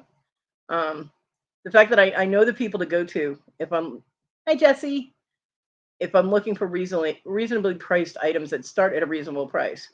Now, whether they escalate past that, that's on the people bidding. But for the seller to start something at a reasonable price, I really appreciate that, even though I'm not able to buy that much or that often. To me, that puts you in a good ethical light, you know? I'm really big into ethics and morals and honesty and transparency. And that's why I told Brandon when he was doing the stones that we'd clarify. I do want Grogu. You know what I wanted was that little remote control BB-8. Nana Tink got it. I love BB-8. BB-8 is my favorite droid. John used to buy me BB-8 stuff all the time. Hello, Jesse. I hope everything's going well with my favorite little YouTube troll. Hope Spike is eating well. Grogu is what everybody calls it. Well, Grogu is the actual name of Baby Yoda from The Mandalorian.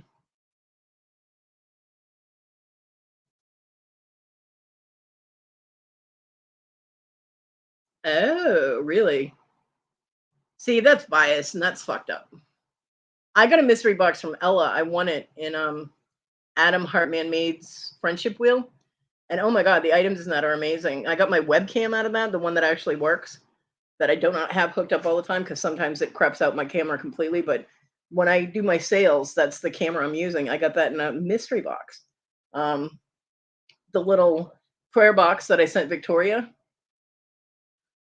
No, the Mandalorian is the guy that takes care of Grogu. That's the person dressed in the armor. I do not say that to all the trolls. Scarlet, I don't consider Scarlet a troll anymore, but Jesse calls himself the cute troll. And he has a troll for his avatar, so he's my cute troll. There was some jewelry in that, and some makeup, and that little prayer box, and the little shirt thing that I sent for Baxter, which I don't know what the hell that is, but I don't have a dog that small, so it was amazing. And it was supposed to be $35 value, and I'm like, holy crap. I took 3 things out of the box and I was already at about $35. So Ella definitely sends good mystery boxes. Yeah. But being honest about your items, setting an honest price. I mean, okay, say you get something for free, okay? That doesn't mean you have to give it away. You're in a business. So whether you thrift it out of someone's trash, whether someone gives it to you from family or friends, whether you find it on the side of the road, whether you pay 50 cents at a thrift store, you're still going to sell it for something, right? But when you get something that you have put almost either zero or almost zero investment in, and the item, you comp the item, it's normal to find out how much it's worth. You comp the item and it's worth, say, $60. And you start your auction at $50. That's, I don't know. For me personally, I would probably start something that I got for free or next to free at like maybe 10 or $20. You know what I mean? It would be very low so that whoever's buying it can either resell it and get some money, or whatever, because I feel like I'd be stealing from people.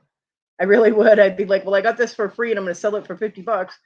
I understand that, more money is better, but I guess that sounds kind of fucked up to resellers to not charge as much money as you can for something. I agree, Dibble. I'm pretty sure that he did. Yeah. And Larry is self-admittedly slow, so it's not me saying Larry's slow. He says he's the one who says he's slow, so it's going to take him a while to do all those $1 invoices. Mm-hmm. Yeah. And then on the other hand, we have buyers that will harass people for their item or their invoice or their whatever. And they will consistently email a message and not give you any time to get anything done. And they'll harp on it. At that point, I would be like, you know what? I'm canceling your sale because you're a pain in my ass. You know what I mean? It's like, or if they win something, like Cajun has bingo, so we'll use that as an example. And I'm not saying this happened with Johnny, but say you win you're doing a game show like that and you're giving away prizes. Now you're giving away things for free. For those people who will then invoice the person that's doing the giveaways the next day going, where's my invoice? When are you shipping my item? I want my stuff now. I need my invoice now so I can track it, blah, blah, blah. And they are completely up your butt like a string of anal beads. To them, I'd be like, you know what? You'll get it when you fucking get it. Don't contact me again. You know what I mean? I don't have any patience for that shit at all.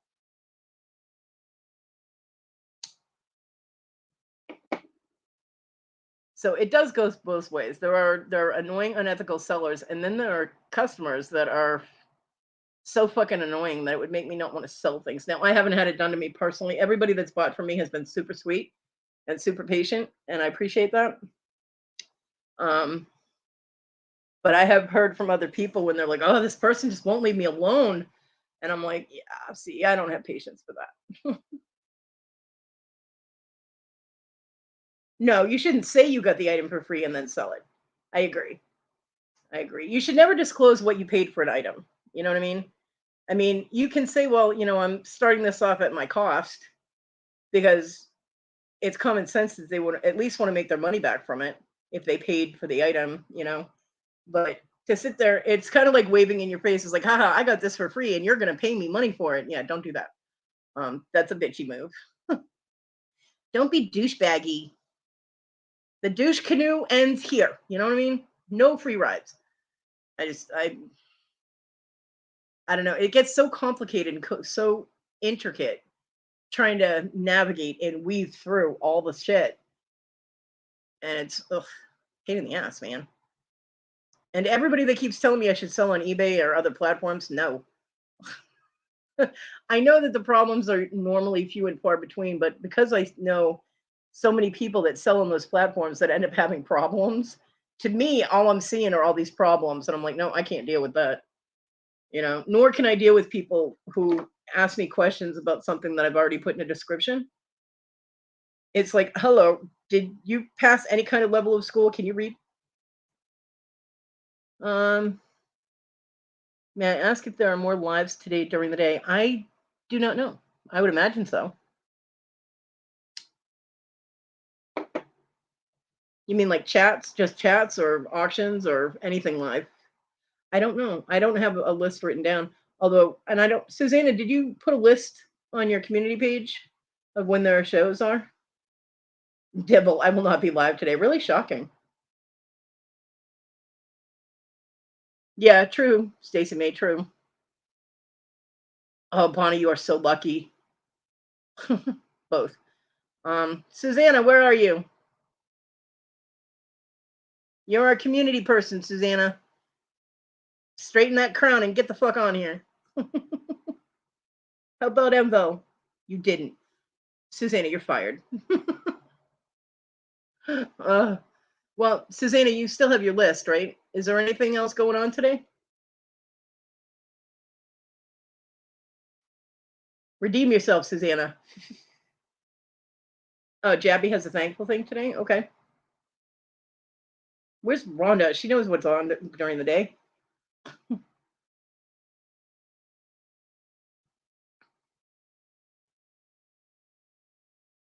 Yeah, I don't keep lists. I just keep refreshing my subscription page to see who's on.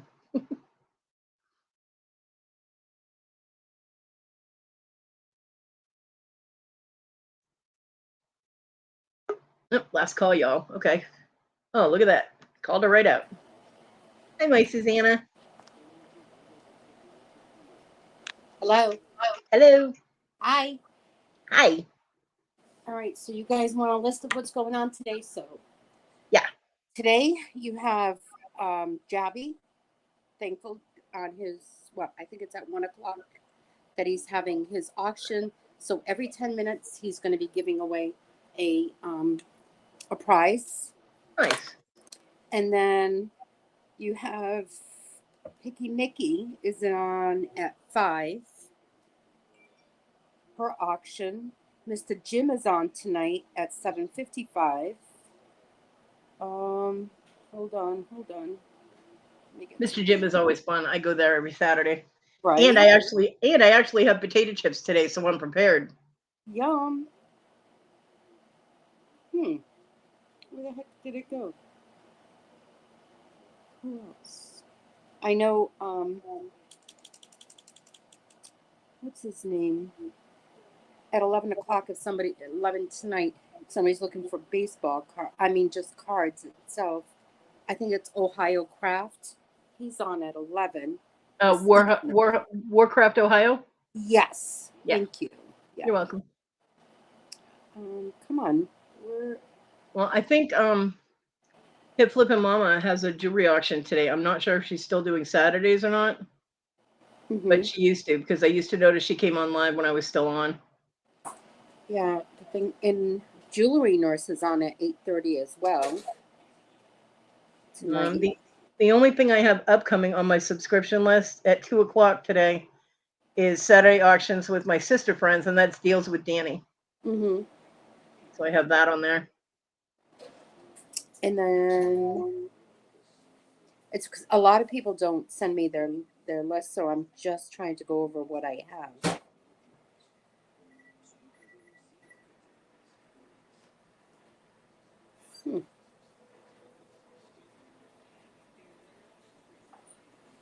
I think that's it that I have. Thank you, Susanna. I do believe that. Yeah.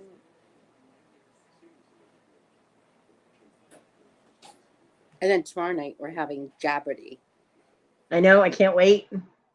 That's going to be fun too. And also, I know January House goes on at 7 tomorrow. Mike, did you all like the interview or?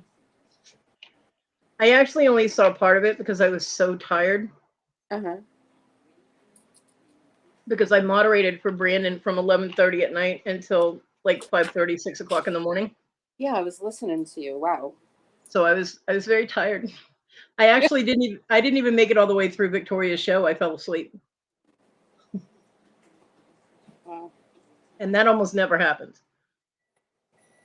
Y'all know me. I don't miss Victoria's show. She needs my help. But I couldn't do it. I was like, my last thought was, I'm sorry, honey, you're on your own today. And boom, I was out. Right? Totally agree. You can't keep your eyes open. You just can't. Yeah. Darlene said from what she saw, she liked it. Bonnie loved the interview. Yeah, I Deals learned with- a lot about Mike too. Sorry, go ahead. Beverly said Deals with Danny is at 1 p.m., but on my subscription list, her thumbnail and everything, it says 2 p.m. My time is done Eastern time, and Beverly, I know, is in Florida, so it'd be Eastern as well. But she said with Colleen and possibly Tracy Cakes. Dibble said she was lurking, but yes, Suzanne, it was a great interview. As always, I learned a lot about Mike. Good. And Stacy May said you always do nice interviews, Susanna. Thank you, Stacy May. And I agree, because I have seen other interviews that you've done, and you're amazing. Thank you. Susanna makes more people cry on YouTube than the dentist does in person. I don't know. The dentist always makes me cry. So, but no, I mean, because you get into the people's hearts, you get into the depth of their being, and that's amazing. It's very difficult to do for interviewers, and you do it really well. It's because she's fucking nosing. Dina, how the fuck are ya? Did you just hear what she said? I did. That's why I laughed. Ugh. You're so mean. I am not nosy. Oh, hell yes, you are, and it's a good thing. I've never thought of myself as being nosy. Well, of course you don't think of yourself as being nosy. You probably think of yourself as being inquisitive and caring. Mm-hmm. No. That's what she thinks about herself. But if I do something, she's like, "You're so nosy." And I agree that you are caring. You do care about people. But girl, you nosy as fuck. And it's not a bad thing. It's really not. I'm not trying to be negative towards you. I love the fact that you're nosy. Someone yesterday put in the chat, I can't remember for the life of me, and it made me laugh on the inside. They were saying something like, I've never seen your interviews before, but girl, you get deep. And I'm like, but that's the type of interview that I like to do. Like, I like getting to know the person. I want to know your soul. That's what I want to know. And you manage that. You do. You get people to talk about things that they would normally never talk about. Yeah. And that's an indication of someone who does really good interviews. I mean, you're a very good interviewer. I like it. And everybody should notice she's never asked to do an interview with me because she doesn't want to know. Okay. No, the reason why. Remember what you said one time? Because I wanted to do an interview with you. And you turned around and you were saying, I never asked you. But you said, I remember being in the chat and you said, Susanna would never do an interview with me because I let everyone know what's going on all the time. Yeah, Kodi has no secrets. Everybody knows pretty much everything about me already anyway. So I'm a very open person. Sometimes too open.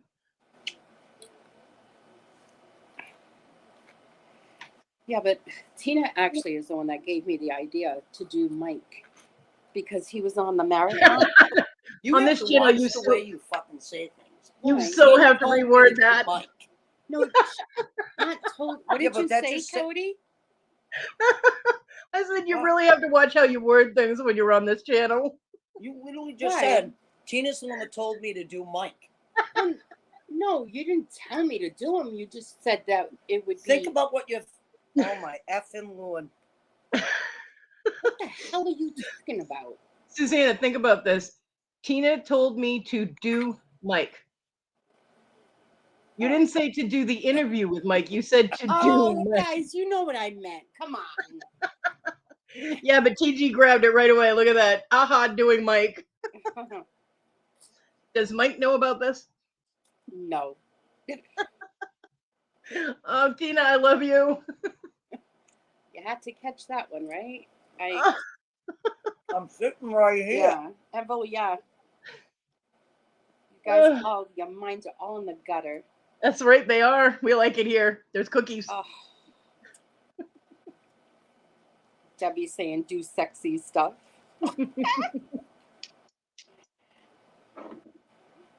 I gotta ask, why do people keep calling them assless chaps? All chaps are assless.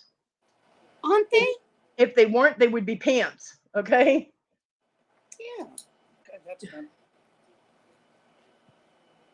Yeah. And they're made like that on purpose. Because when you're riding a horse, your legs rub and the chaps protect your legs. Also, when cowboys were herding cows, if they got hit with a horn, the leather would protect them more. So you don't need the coverage on your ass because your ass is in the saddle. And But you need don't they wear, I'm sorry, but don't they wear chaps, the leather chaps? Isn't it because when they're riding a bull or a horse, they don't skid or they don't fall? It's the traction, right? There is that aspect too for bull riding and things like that. Yeah. It's a protection thing, and since their ass is actually sitting on something, it's already protected. Well, So, I hope to God that they have pants on when they're sitting on a bull or a horse. No, they wear thongs. No, 'cause they have to chafe their ass. only in certain clubs. Yeah, they wear pants under them. Yeah, they say it for the mental image because of strippers that have come out wearing chaps and stuff like that, and they don't have pants on. But still. If I had a body, I would definitely wear chaps. Well, unless you're just a floating head, you do have a body. No, you know what I mean, like a body. Yeah, I know what you mean. If I had that kind of body, I'd wear stripper clothes 24/7. So I gotta tell you guys this. I got so embarrassed Before we yesterday. go into this whole freaking thing, Yeah. what am I taking out for supper? You know what? You know what you're taking out for supper? Gum. You know why? Because that's what you're having. You keep saying on the gum on your shoe. You're having gum for supper. See, my answer would have been me. You're taking me out for supper. Let's go. Oh, no, she took me out yesterday. I had some sushi yesterday, so yeah. Tina, if she won't give you an answer, you take out whatever the fuck you want to eat, and you take that out for supper, and she has to make it. There you go. So, this is what happened to me yesterday. Last night, before we went out for supper, we went for a ride, and we went down to Horseneck Beach, which is a beautiful beach that we have here. And I got out of the car and I walked down to the water. But there was some rocks. So Tina was like helping me down and bringing me, holding my hand while I walked back up. I get towards the car. This woman in another car, right, across the street, yells out to me. She says, "Are you having a baby?" I said, "What?"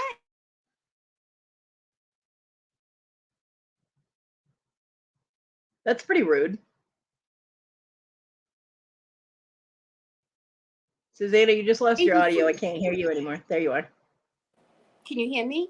Yeah, now I can. So the last thing I heard was that she yelled out, "Are you having a baby?" Right. And I told her, no. She goes, "Oh, because you're going to have to save up for baby formula and baby food." And I'm like, what? I got in the car and I looked at Tina and I was like, I am so embarrassed. That woman thought I was pregnant. Like, honestly, she thought I was pregnant. And then I was talking to Robin, right? And I told Robin that. And Robin turns around and she goes, "Well," she goes, "don't be embarrassed." She's like, she spun the whole thing around. She goes, "Apparently you look young enough that you could still have children. And you must have been glowing." Aw. But I was still embarrassed. I can hear her laughing in the background. I'm like, and the woman, And the woman happened to be bigger than me. I've had people ask me that before. I'd be in Walmart and people would ask me when I was due. And I was like, well, I'm due to punch you in the face in about 5 seconds. You should walk away now. But the Or thing was I just that, feel like it's nice of you to make assumptions. You shouldn't do that because it makes an ass out of you because I'm just fat. Have a good day. And I'll walk away. And, they get all embarrassed. And I'm like, I don't give a fuck. But I've had people do that to me too. I'll walk away. And, they get all embarrassed. And I'm like, I don't give a fuck. You do that to me too. Walk away. but And, they get all embarrassed. I can hear myself. You do that to me too.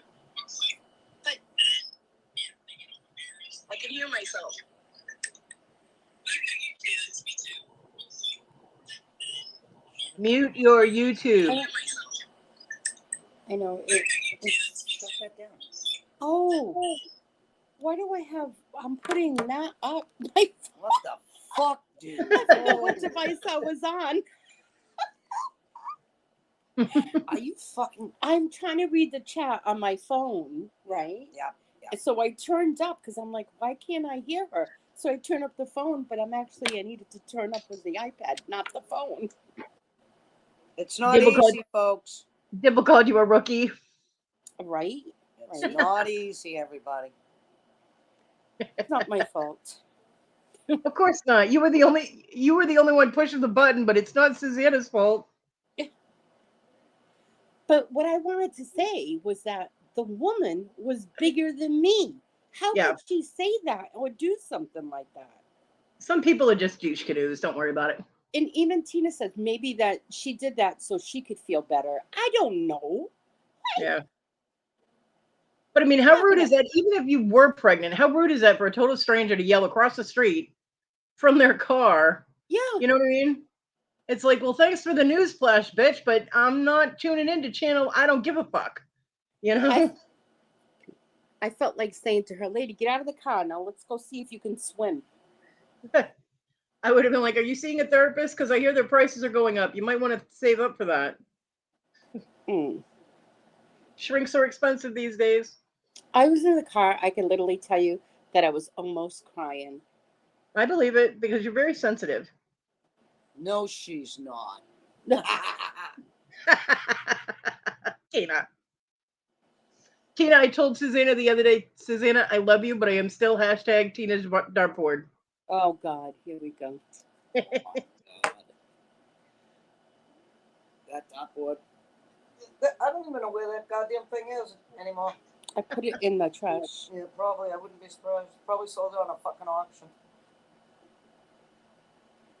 Right, Debbie? What Debbie said. Yeah, total strangers thinking they can intrude on your life in any way, shape, or form is just obnoxious. You know? I'd make millions right now if I was to deliver a baby or Me have too. a baby and get pregnant. Me too, because my tubes have been tied for a long time. Well, one, I'm gay. There's no way that I'm going to have a baby. Two, I would be a miracle. Three, or more of a miracle, is I had a hysterectomy. So, lady, booyah. Yep. I don't know. I just want a man to be pregnant for once. You know what I mean? Make them go through it. Oh. They wouldn't last to the 4th month. They'd be big babies curled up in bed going, help me. If men could have children, I bet you that law, Roe versus Wade, would have never been overturned. Oh, yeah, definitely. Beverly said, Tina, she loved you at the marathon. I sucked. You do not suck. Well, I'm sure at a certain venue you suck, but you don't suck on camera or, in any other aspect. Only in a good way. I appreciate that. And I love the video Susanna did when you were singing. We all need to think of something that Susanna needs to make me for dinner tonight. Oh, God, we're going to get off. I'm getting off. You know what? I don't want to hear the dinner part again. Come on. There's a whole watermelon there. Cut into it.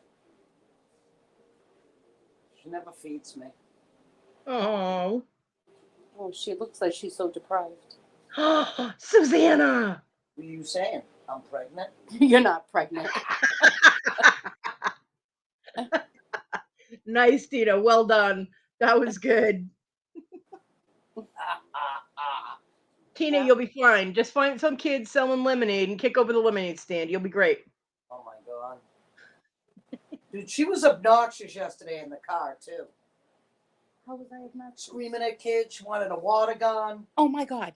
So we're driving home, right? These kids were on the main road, right? And, you know, I had the window down and Tina and I were talking and we're almost stopped at the lights and then we were stopped at the lights. The light turns green and these 4 kids that are on the sidewalk, they screamed at the top of their lungs to me. And what do? My first reaction back, I stuck my head out the window and screamed right back at them. And then they looked at her like she was a fucking lunatic. Yeah. And then I Wait, told Tina, you mean you guys don't keep a super soaker in the car for these occasions? that's what I said. We need to go home, see if we can find some squirt guns, load them up with water, drive by there, and I just stick that thing out the window and just shoot the shit out of them with water. Yeah, but then I would get arrested. Well, you're getting all kinds of food suggestions. Debbie said pasta, but Tina doesn't really like pasta. No. Look, And then Kodi you got- knows her habits. Well, good. She really doesn't like pasta. But why don't you know my habits and start cooking? I don't really see Tina as a sushi person. Tina, do you like No. sushi?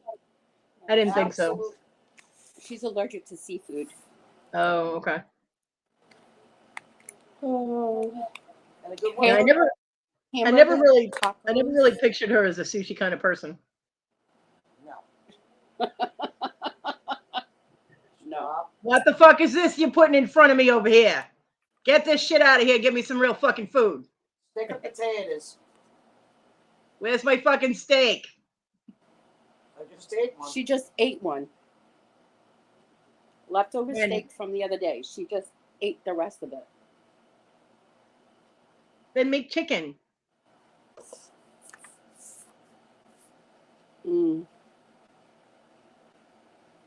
I feel like having hamburgers on the grill. I make a chicken dish that's really good, and it's actually low fat, low sodium, so it's healthy. But it's really really tasty. And you take chicken breasts that you trim all the fat off of, right? It's no skins and all that. And then you take baby carrots and you take red potatoes. You chop up the red potatoes at least into quarters. You can chop them smaller depending on the potato. And you coat everything in an olive oil mixed with garlic powder, thyme, and rosemary. And you put it in the oven, covered and vented, and you cook it, of course, until the chicken and the potatoes and everything is cooked, which is, I don't know, my oven varies, so it's anywhere between like an hour and a half to 2 hours or so. The chicken absolutely falls apart, and it is so, so delicious. That sounds good. Yeah. And I mean, it's not fancy. It's not a huge effort. I got it out of the American Heart Association cookbook for low fat, no sodium, or no sodium, low fat, whatever. Cookbook. And I made it because I was cooking things for John after he had his triple bypass surgery. And so he had freaking 85% of his arteries were clogged. It was bad. He had 3 heart attacks or 2 heart attacks on the same day. And the next day they put him into surgery and they're like, no, we have to fix this or you're going to die. And so I got that cookbook from the library and everything I made in there was absolutely delicious. You've got chili, stroganoff, casseroles, shepherd's pie. No, don't even look at me with shepherd's pie. No. Which, ironically, unless you're using lamb, is not actual shepherd's pie. It's cottage pie. Yep, Enville's got it, cottage pie. Because the reason it's called shepherd's pie is because of the lambs. A shepherd watches over the lamb. No, what are you fucking whacked? I want a stir fry with all those vegetables. You see what you just said? What? I want. It's not about you right now. Tina's all like, it's not about you. Feed my belly. Mm-hmm. It was about you last night. You got your food. Ooh.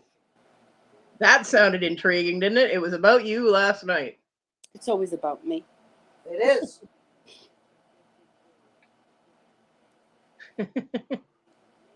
Debbie said tamales.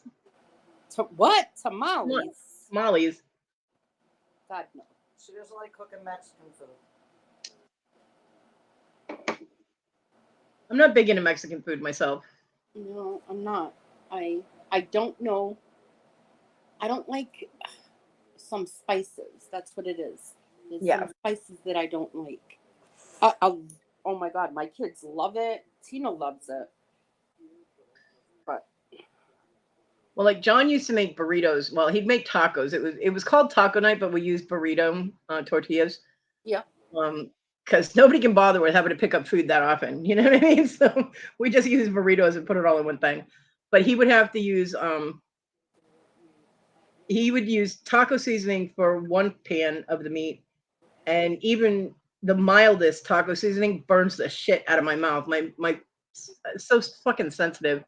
So he would have to get the burrito mix and make a separate pan for me. So I got my own pan of food, and then everybody else had the other pan. So I felt bad, but I couldn't eat it with the taco seasoning in it, you know.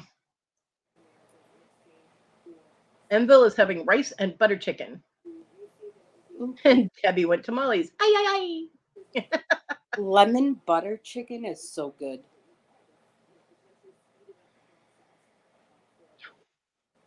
You know, I usually have the cats sticking their claws in my hips. Will you stop with your feet, dog? The bottoms of your feet make me itchy. I look at my Facebook today, show how to get that weird piece out of chicken breast. What weird piece? That little, like, That piece of cartilage that's always getting in the way. Yeah, I hate that. Bye, Darlene. Have a great day. Oh, chicken and dumplings. I love chicken and dumplings. My grandmother used to make the most awesome chicken and dumplings. My mom could never manage it, and my aunt can't manage it, but my grandmother made amazing chicken and dumplings. I remember the first time she made it. Well, my first memory of having it, I think I was about 6, and we were all at my grandmother's house for dinner. And she puts this bowl of food in front of me, and it's got these little things floating in it. And I'm poking them with my spoon, going, "What's that?" Yeah, because I didn't know what dumplings were. oh, my mother used to make, and I do not like dumplings. My mother would make them, and I do not like it. Ugh. Aw. It's like a mouthful of flour. Ugh. Well, then she made them wrong because it's supposed to be dough, like a biscuit. Oh, I know, but ugh. Hi, Anna. Ew. My dad used to eat pig's feet out of the jar. We'd have this whole jar of pig's feet in the fridge. It used to gross me out. But you know, he was Canadian, and he grew up on a farm, so it didn't bother him. But for me, I was like, "Ew, why are they feet in the fridge?" You know, I couldn't watch him eat them either. I just all I could picture was Wilbur from Charlotte's Web. I just couldn't do it. I All right, associate. I can't help it.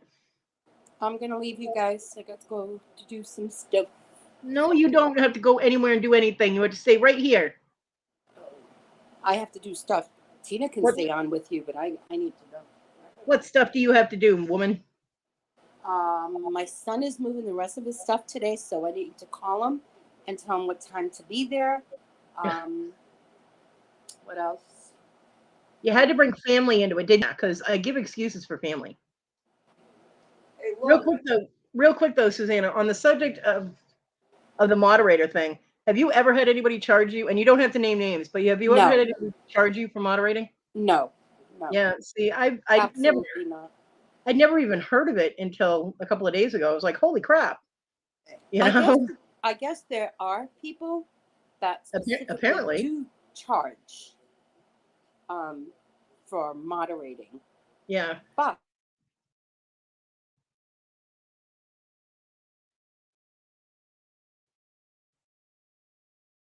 Did we lose your audio again, or are you pausing? Aw, I think we that's lost your audio. perfectly all fine, but no, never. Yeah. Never. And especially doing a sneak attack, like invoicing you after your auction to charge you for it. Yeah, no. That's wrong. I completely agree with that. That's completely wrong. But I can tell you, if somebody comes on because of Rhonda is not there, Wes is not there. I mean, you've helped me, Yep. and you've never asked me for anything. Never. Nope, I don't. And I I'll, don't. you know, if I can, I will. I think everyone should help out their mods. I Yeah. mean, but it's. I've never had anyone ask me at all. Nope. Yeah, Nikki, during that auction that I helped you guys with, and Nikki was selling those candles, and I bought one of the candles. She actually sent me that as a gift for moderating, and it was very sweet. See? And it smells really good. My mom tried to steal it. She was like, "Wow, that smells really good," and she tried to put it in her purse. I'm like, "Hey!" So yeah, it was very, very sweet. Beverly, your message. I don't think so. I don't have anything on Messenger from you. I don't think. Yeah, I mean, sneak attacking someone with an invoice when it's not a prearranged deal. Because I mean, you know what? If you wanna pay your mod, you know, if you ask somebody to mod and they require financial compensation and it's prearranged, that's between you and your mod, that's fine. But for somebody to charge you after the fact when you didn't expect it, that's douchey. You know what I mean? That's not cool at all. The host called me later and told me that they took care of them and tell them to go fuck themselves. Oh well, there you go. Um, so you know, I don't know because there are so many different aspects of that. But seriously, for someone to send an invoice for moderating when it wasn't prearranged is not cool. That's you know, Especially when they're doing like a percentage of your sales. Like, yeah. what? Like, I don't understand that. And I would assume that in multiple seller auctions, it would be a percentage of every seller because that person is moderating for everybody there. Right, and that right there, I've always said, and I've said this on my lives too. The responsibility is left to the person that's the host. That's how I look at it. Right. You have somebody on your channel, you have a mod, okay, and okay, let me talk about Shadow Woman's Angels of Auction. Rhonda's Okay. the mod, right? And I Right. have Tania, Nikki, and I have Pam and myself. And sometimes I have Robin.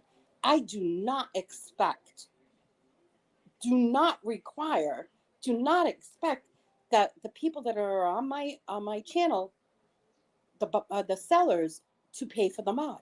That is my responsibility. Right. If I want to, give my mod something, if they want to do it too, that's perfectly fine. But they're Right. not obligated. That is no way, shape, form, to me, right at all. Right. I agree. I think when if you make the arrangement that you're going to pay a moderator a certain amount of money, not a percentage or anything, but a certain, or if that's your deal, whatever your arrangement is, I think that like with the Angels of Auctions, you guys have a set number of people that are on that show all the time, so you're all co-hosts. You know what I mean? I got it. Sorry. That I think everybody that is permanently on the show should, if it's arranged, all should go in so that the bill doesn't fall on just one person. But I think if you have a guest, like say you guys had, I'll use me as an example. Say you asked me to come on and sell some things. I'm a guest on your show. Mm-hmm. So I wouldn't be obligated to pitch in, although the option should be stated that, if you could, or, you feel up to it, you have enough to do it, could you, pitch in for helping the mod? That is acceptable. You know what I mean? But to require it is wrong. Yeah, see, I wouldn't, for me, I would never ask. Like the other girls, and they have asked me, Yeah. before they come on a show, like I'll say Pam, a little old, a little new, the newest one, Right. she asked me, she goes, well, how do we take care of Rhonda? And I said, that's not your responsibility. That is my responsibility. You guys are here on my channel. It's not just my show. It's our Right. show, but it's my channel. So it's my responsibility. That's how I do it. Everybody can do Right. it different. Everybody does it the way that they want to do it. Yep. But for me, that's how I do it. If you're on And my channel, it's nobody else's responsibility. right. And that kind of decision is completely up to you as a channel owner, and that's completely acceptable. Now other channel owners might say, okay, well, let's do this show. we're gonna have, 2 or 3 permanent people that come on, just like you do with Angels of Auctions, and blah blah blah. And I would appreciate if we all could pitch in, and I want to be able to give our moderator something. So it would be good if we pitched in, it was all even. You know what I mean? It's up to the channel owner. I mean, I personally probably do it the same way you do it. You know what I mean? Because it's, if I'm picking the moderator, then it's my responsibility to make sure they're taken care of, Oh yeah. And as a moderator, I do appreciate channel owners who do take care of their mods, whether it's with gifts or with, financial compensation, whichever. Bobby, I assume that everybody that person moderates on a show gets an invoice. If you're talking about the one that I was talking about, I'm assuming that's how it works. Hey, Dragonfly Susie, how are you? And hi, Susie. Sorry, I didn't mean to ignore you. I did make you blue though. Good morning. But I mean, there's my giggle girl. Wes was asking about you. Shocking, I know. My Kathy, my angel. I love you. Stars and back, honey. Beverly, that's messed up. That is seriously messed up. I mean, it is a very complex subject because there are so many different options to go with.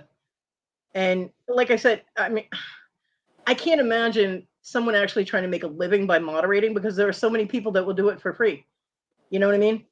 Oh, and that same auction that Nikki sent me the candle, remember Amber had that bear? The stuffed bear? I'm not sure. I don't think she had a stuffed bear, and she had a doll, and she asked me which one I liked better, and of course I'm going to pick the bear. She sent that to me as a gift for helping moderate. So I mean, very sweet. Things like that, they make my heart smile. I'm like, oh, I got presents, because there is a happy inner 5-year-old that loves it when I get presents. So money is great, and I'm not going to lie. I like it when people give me money for doing something for them like that, but it's not a requirement. It's not expected, and I'm not going to be upset if it's not money. But I am poor, so anytime money flows my way, I mean, I get happy when I get those Nielsen things in the mail, the Nielsen rating surveys, because they send you $2 in the mail, and then when you fill out the survey and send it back, they send you $5. Oh wow! So that makes me happy. I'm like, woohoo! I just got $7 for filling out a piece of paper. You know what I mean? So it's the stupidest, silliest things that make me happy. I'm telling you. But I mean, I'm not going to put on a front and be like, no, you don't need to send me money, or I don't want money, because that would be dumb. I mean, who's not going to want money? That's just not realistic. Would I request it or require it? No. Because I mean, honestly, I have nothing but time on my hands. I sit here and do nothing, or I work on my stuff if I can, but otherwise I'm sitting in front of my computer all fucking day anyway. So if I can help someone by keeping order in their auction and helping them keep track of things, I'm not super mod. I can't write everything down for you, but I can put it in the chat so that you can go back later if you need to, and you can find your item and who bought it and for how much. Right. But and I enjoy doing that. I actually have a really good time when I'm moderating. So you are very good at it too. So thank you very much. Honestly, you are. Thank you. I mean, I do try and put in descriptions instead of just starting bid is boom and a number, because I'm like, if these poor people have to go back in the chat to find the item that was selling, and they have to watch the video and keep track of the chat, which jumps because it's only a review of your top chat, then it's a lot easier if the item description, it's like, blue t-shirt, size whatever, starting bid, blah, rather than starting bid, da da da da. So, and I do type 200 words a minute, so I'm able to put the descriptions in, All right, now I'm going. I have to go. I love you guys. I love you too. You all have a great day. Make sure you go hit everyone's. Well, I love you and Tina, and have a good day, and I hope Tina gets something good to eat. Pamela, Chris. Okay, Kathy, I'm glad your mom's home. Kathy said stars and back, Susanna. Stars and back. Mwah. Bye, everyone. Bye, Susanna. Bye, Tina. Bye. So see, there you go. Insight from someone who does auctions too.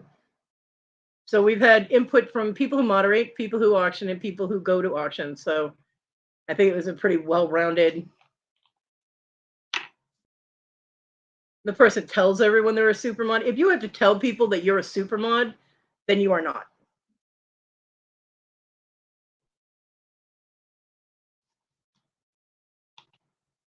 You do not have to blow your own horn. If you're good at what you do, the same thing will happen that just happened right here. Susanna told me that I did a good job, that I do a good job when I moderate, which makes me feel happy that someone appreciates what I do and that I'm doing it right. But if I go around and tell everybody, hey, I'm an awesome mod, come on. If you're good, you don't have to tell people that.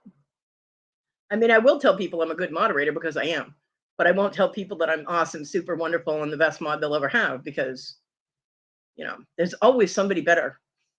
Just like there's always a bigger fish, there's always somebody who's better than you at something. But I enjoy moderating. I do. People forget that I do it because I don't do it that often. But I got run into a bad hole when I was moderating for Fluffy. And then all that shit went south. I got caught in the guilt by association thing. So, but I'll tell you, I did a damn good job moderating his fucking clusterfucks auctions. Because those things were all over the place. Jerry was good to mod for. When Jerry was doing auctions with Fluffy, he was good because he was fast. He didn't fuck around. He put up the item, he took the bids, it's bam, sold. But with Mark, it was like herding cats without a can opener, man. It was, focus, you big fucktard. What are you doing,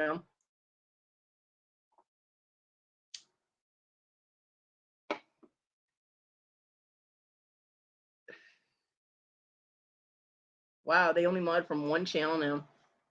Beverly, you're going to have to tell me who that is because now I'm curious. I love gossip. Especially when it comes from the source of the person that's happened. I know, right, Anvil? My curiosity is killing me too. I don't know if we're friends on Facebook, Beverly. I don't know. I gained so many Facebook friends when I hit YouTube, and Larry said something about being on Facebook, and I gave Larry my Facebook. Me and Larry became Facebook friends, and everybody that was on his Facebook then all of a sudden sent me Facebook friend requests. I was trending for a while on Facebook. It was crazy.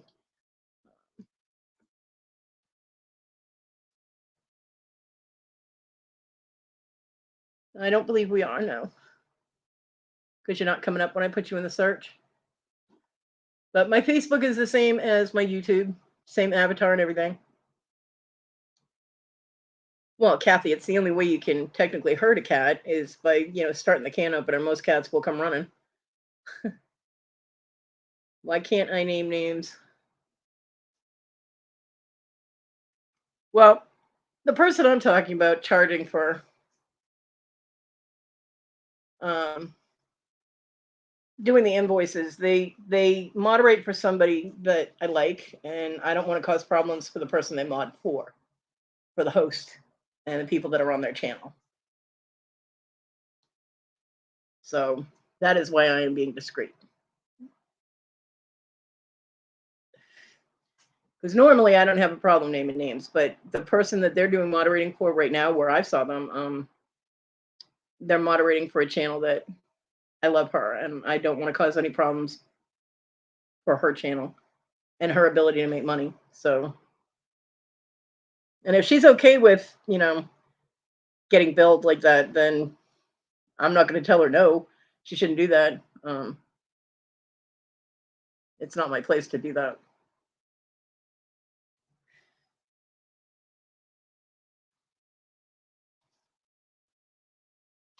But I don't think it's right, and I will say that it's not right.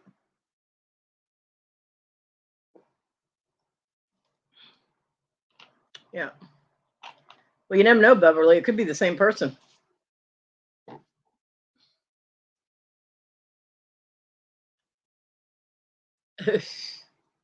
I know that I also heard they got fired from a lot of jobs for doing that. So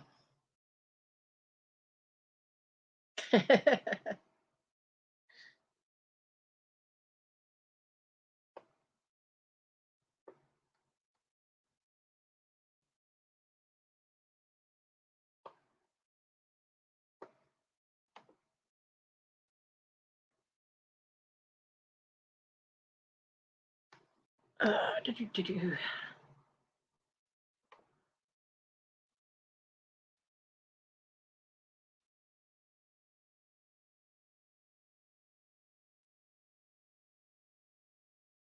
All right, I think I found you.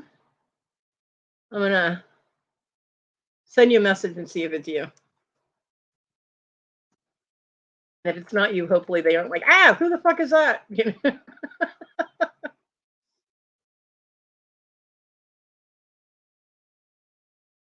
Yours was a sneak attack? Yeah.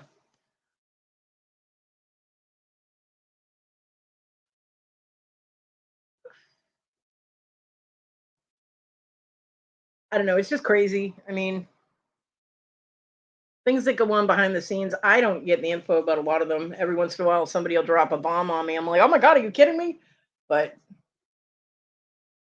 I felt it was a good subject to bring up today because that's just fucked up.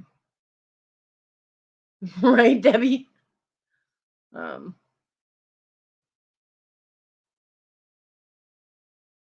Yep, it's you then. Staying home saves lives, right? Is that on your avatar?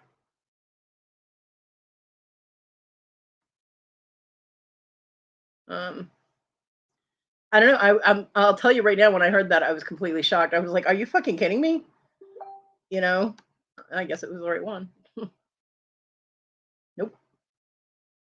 That's somebody else. Somebody with a cute puppy. And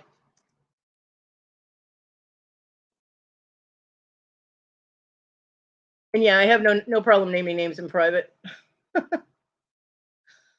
I just don't want to put it out on YouTube because I don't want to have the channel owner get any repercussions from it, because it didn't come from the channel owner, it came from somebody else. But I don't want to cause problems with the channel owner because it could interfere with their auctions. And I don't want to do that because that interferes with their ability to make money. And that would be wrong of me, you know. And I did have to think about it because I was ready to blast them. And I'm like, I really like the person that does that they do the moderating for. So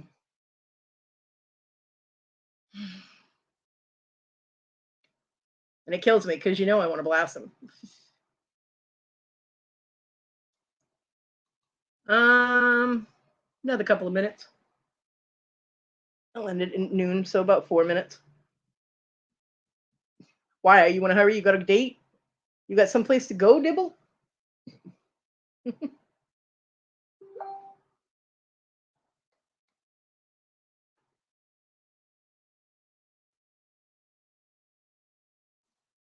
Yep, it was the right one. So, I mean, like I said, if it was something that was prearranged, that's between the channel owner and the moderator. Any arrangements regarding the moderating requirements is between the moderator and the channel owner. But if you sneak attack a channel owner with a fucking invoice for a percentage of their sales, what in the fuck? That's just wrong. Yeah, StreamYard limitations. How many hours do I have left? I don't even know. I got to be careful till I can sell some stuff and get the $25 for StreamYard.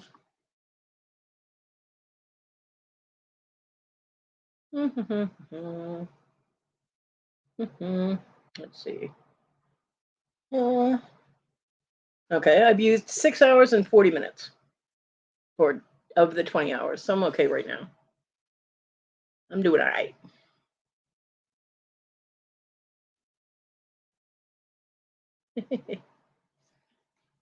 So, but yeah, I mean, the last thing I want to do is interfere with anybody's ability to make money, because I know that I don't want, if I do a sale, I don't want people interfering with my ability to make money because I really need money. So I would never do that to anybody. That would be unethical of me, and my karma would be kicking my butt. Yeah, you get 20 hours free on StreamYard. And I've used a little under 7 hours of it. So I'm still okay right now.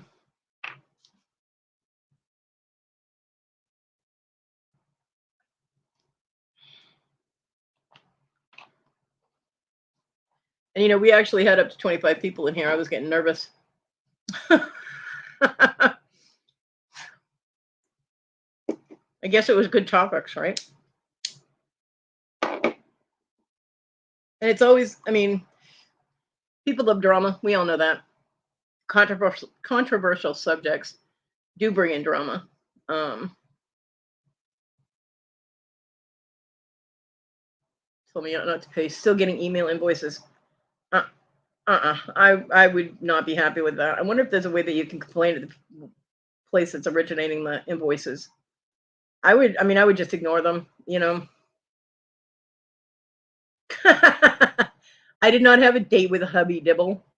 We did talk, well, texted a little bit, not much, but just how are you doing? How's everything going? He sent me a picture of his grandson, which is my step grandson, and things like that. So he's doing well. But there was no date with hubby. Yeah, that's not a reoccurring thing. That's not going to happen. He was not phone sexing. Dibble. Stop trying to live life vicariously through me, woman.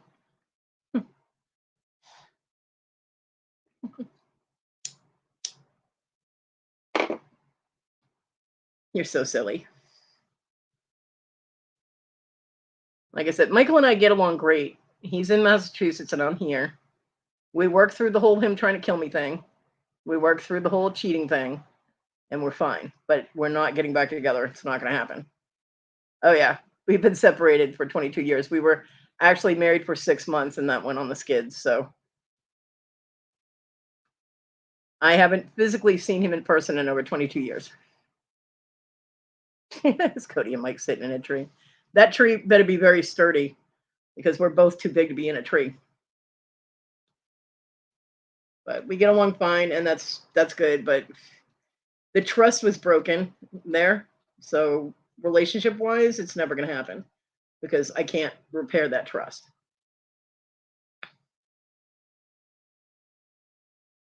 TG. You know what you can do with your tree, woman? You're so silly.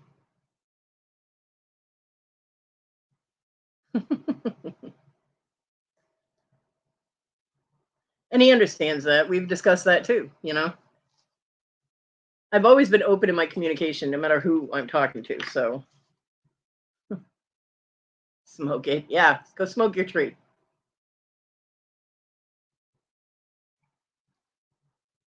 My throat is still sore from moderating Brandon's auction. I'm not used to. I love you too, Dibble. I'm not used to verbally moderating. I'm used to just typing. So 5.5 hours of talking was a bit much for me. Yes, even I have my limits. Shocking, I know.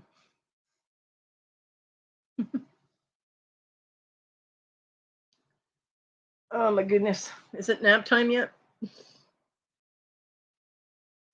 And my landlord still hasn't come to pick up the rent.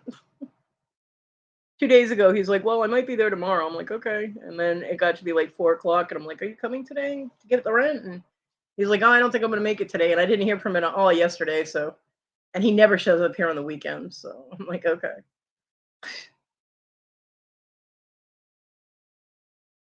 But he'll do that. He'd be like, oh, I'll be in Anderson, you know, later today. And that's all he'll give me. And then, you know, I'll message him and be like, okay, well, do you know around what time? Because I never know when I'm going to be sleeping. And getting in and out of the wheelchair at the minute's notice is a pain in the ass. And he's like, oh, I'm not really sure. Between such and such and such and such. And it's like 3 hours difference. And I'm like, okay, well, call me or text me before you come here because I need time to get out of my room and all that. And he'll be like, I'll be there in 10 minutes. And it'll take me at least 5-6 minutes to get all situated, get in the wheelchair, get out into the rest of the room. And I'll just get out there and he'll pull up out front. I'm like, you need a new watch or you need to learn how to tell time or something. You know what I mean? Like, ugh. Because if he doesn't give me any notice, then the dog is barking and I'm trying, and she's jumping around on the bed. And because that's the one time she'll bark is if someone knocks on the door.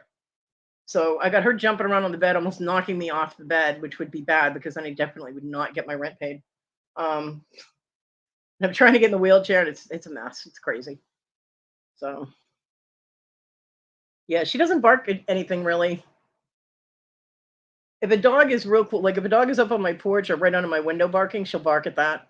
But she'll just give it 1 or 2 barks, and that's it. Because I tell her to be quiet, and she does. But if someone knocks on the door, she's doing her job. She's letting me know someone's there, and letting them know that there's a dog in the house. So, but she won't do it consistently. She just barks a few times, and then she'll lay down and stare at the door. She's a good girl. Unlike the dog that Issa had, Dodge, big dopey dog, that would bark at a leaf blowing across the yard 3 houses down. That dog barked at everything.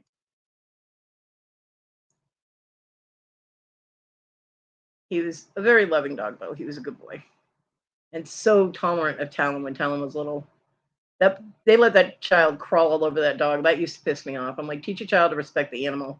But the child be crawling all over the dog, laying on him and sitting on him and stepping on him. I'm like, and the dog would just lay there, or if he got tired of it, he'd just stand up and walk away, He was a good dog. Just barked too much.